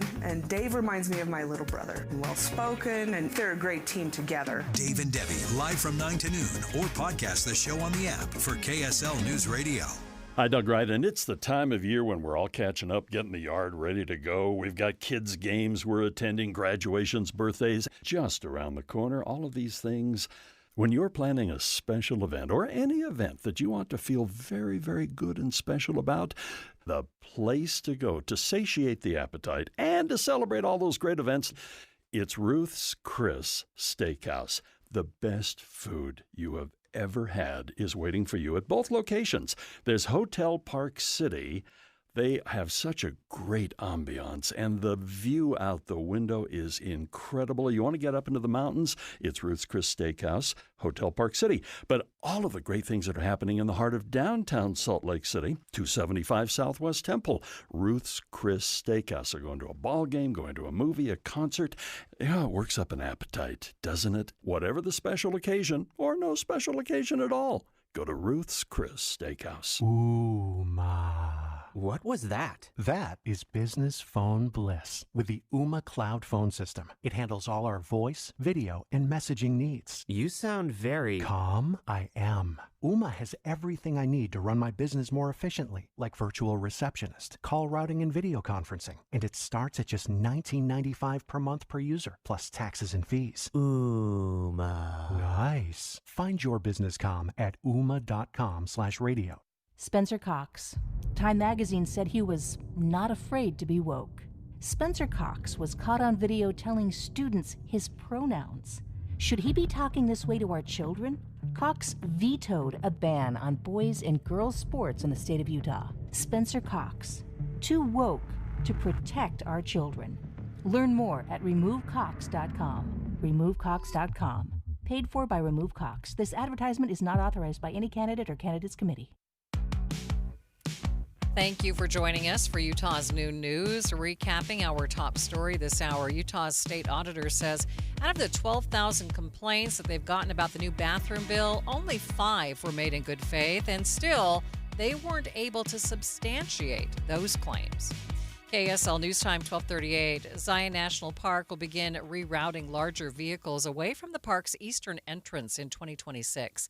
KSL News Radio's Michael Commit has more. It's hard for big vehicles to travel the Mount Carmel Zion Highway without crossing over lanes or stressing the bridges. As a matter of fact, Park PIO Amanda Rowlands says 50 tunnel escorts that block traffic happen every day because of large vehicles. So to help prevent these problems, vehicles wider than 7'10" and taller than 11'4" will be rerouted from the Mount Carmel entrance in 2026. The goal is that if they're too large to safely drive on the Zion Mount Carmel Highway, they'll drive around the park on existing roads. The reason for the 2-year wait is so that Zion can coordinate with their partners. Michael Commit, KSL News Radio. A pig was found on the I-15 ramp in Nephi, and the Juab County Sheriff's Office thinks it might have fallen off a trailer. They're asking anyone who lost a pig to please contact them. This month may be the most dangerous time of year to come in contact with one of Utah's 3,000 moose.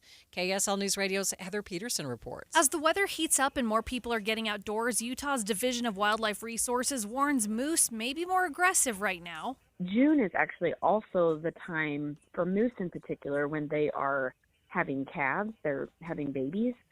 So the cow moose can get particularly defensive and territorial when they do have their babies. Faith Heaton Jolly with DWR says if you see a moose, you should back away slowly and go inside or try to hide behind a tree.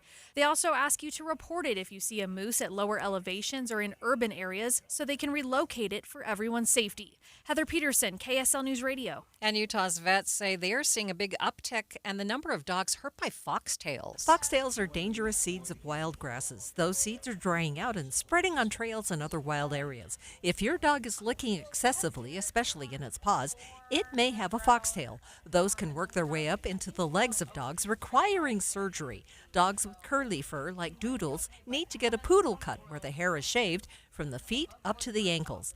The foxtails also get into ears, mouths, and even eyes. That is KSL News Radio's Tammy Kikuchi. Traffic and weather together. It's brought to you by Sinclair's Dino Pay app. Save up to 20 cents per gallon. Here's Ricky Meese. In Tooele County, we still have right lanes blocked with a crash in Erda. This is northbound SR 36 Main Street at Erda Way. No backups. You've got plenty of room to get around it on the right. And for those in the Layton area, crews are still cleaning up a crash, a small one, southbound Main Street at Gentile Street. It's to the right. We've also had a crash just clear. It was a small one and just recently happened. Northbound I-15 at the on-ramp at 106 South. Really didn't cause an issue. And the final cleanup of a crash in South Salt Lake, 33rd South, 1200 West. Get ready for memorable summer evenings with the Utah Symphony, July 5th through August 9th in Park City. Tickets are on sale now at DeerValleyMusicFestival.org. Ricky Meese in the KSL Traffic Center. Our first little taste of summer heat is coming. Sunny skies today with a high of 89. That's a solid 9 above the normal. 63 overnight, recovering rather well, mostly clear skies. Tomorrow it's going to be hot, 95. That's 15 above the normal, mostly sunny skies. From the KSL Weather Center, I'm Matt Johnson. And it's already nice and toasty, sunny, 82 degrees downtown. Coming up on Utah's Noon News, a very rare situation in Salt Lake City this morning when a black bear was spotted in a neighborhood tree. We'll hear from the Department of Wildlife Resources on how it was handled. That's coming up, streaming live at KSLNewsRadio.com and on the app for KSL News Radio. We are Utah's news, traffic, and weather station.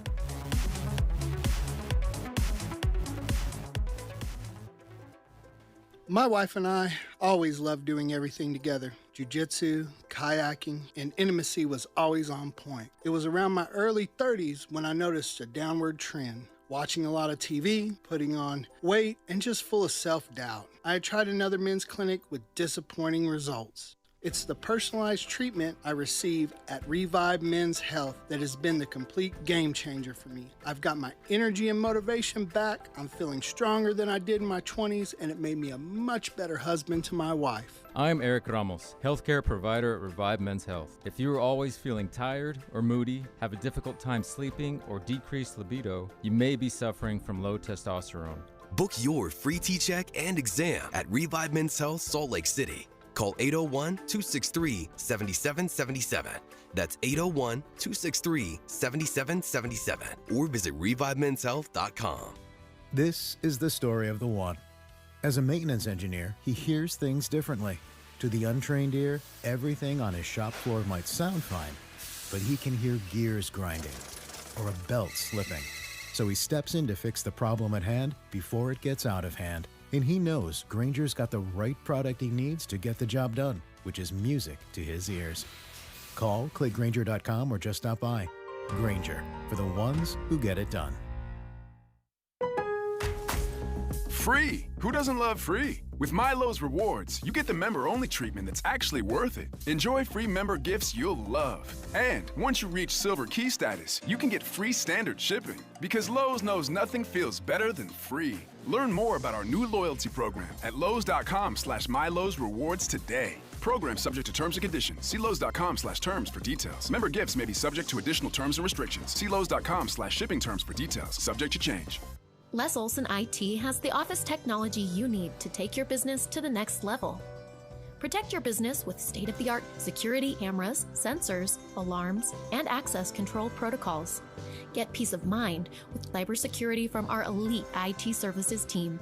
Reach the next level of productivity, security, and success with Les Olson IT. Learn more at lesolson.com.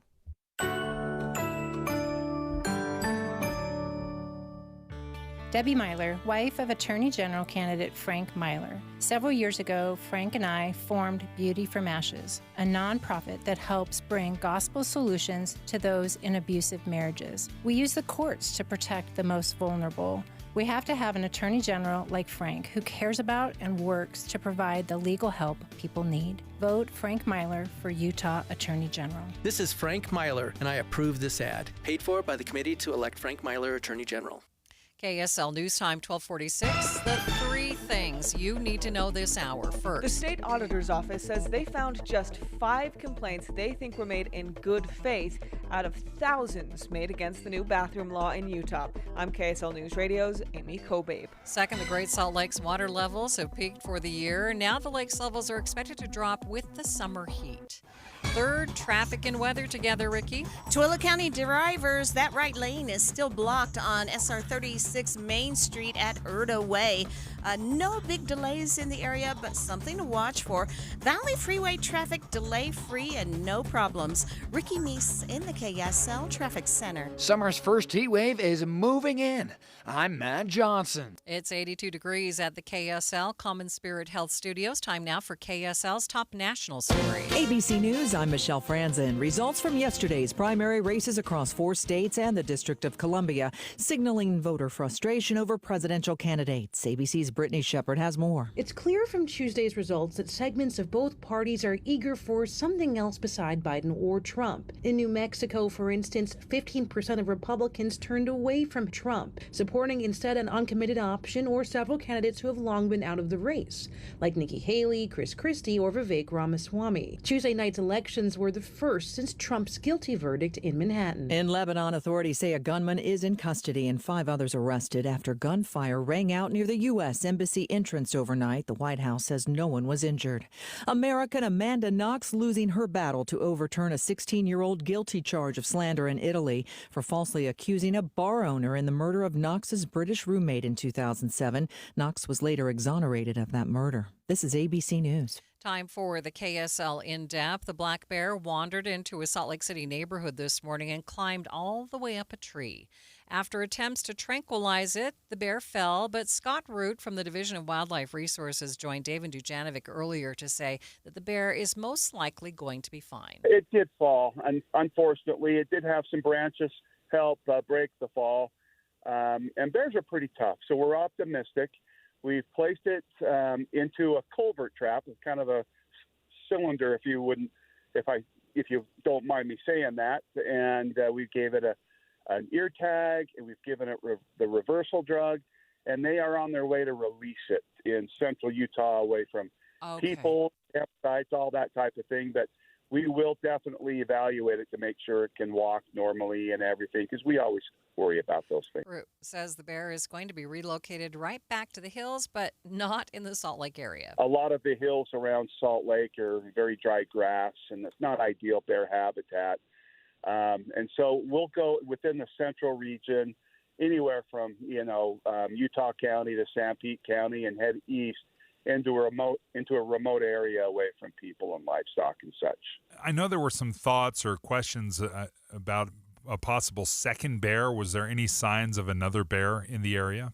What I would say is we don't know of a second bear, but if there is, we would just ask if somebody sees it, call your local law enforcement. We have a good network. They'll notify us, and we'll respond immediately once again. Any theories on why the bear was here or where it came from? Yeah, typically in my 34 years when it happens, which is not very common, it's either in the heat of the summer where they're looking for lush vegetation and water, or it could be old or sick, and this one obviously looked to be quite healthy, and hopefully it still is doing well. If you want to see video footage and pictures of the bear, you can head to kslnewsradio.com. Traffic and weather together. It's brought to you by Sinclair's DinoPay app. Save up to 20 cents per gallon. Ricky?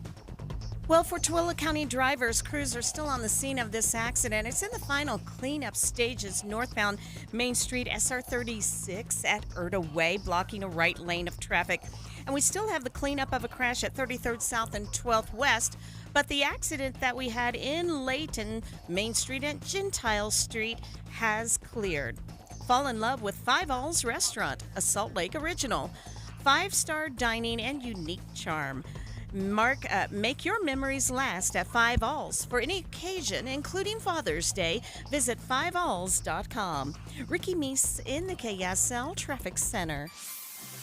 KSL 7-day forecast. It is summertime in the Salty City. We're going for 89 today. Sunny skies, high pressure building. We'll jump to 95 On your Thursday, first 90 of the season, mostly sunny skies. Introducing a chance for some isolated afternoon thunderstorms on Friday, high of 95 again. 94 partly cloudy on Saturday. Sunday still in the low 90s, but again, a slight chance for an afternoon storm. We'll go partly cloudy on Monday, 88, cooling to 86 on Tuesday. From the KSL Weather Center, I'm Matt Johnson. Sunny, 82 degrees in downtown Salt Lake City, and the 7-day forecast is brought to you by Performance Automotive Bountiful. Quick check of the markets. Both the Dow and the NASDAQ up by triple digits. A complete update of your money news coming up next.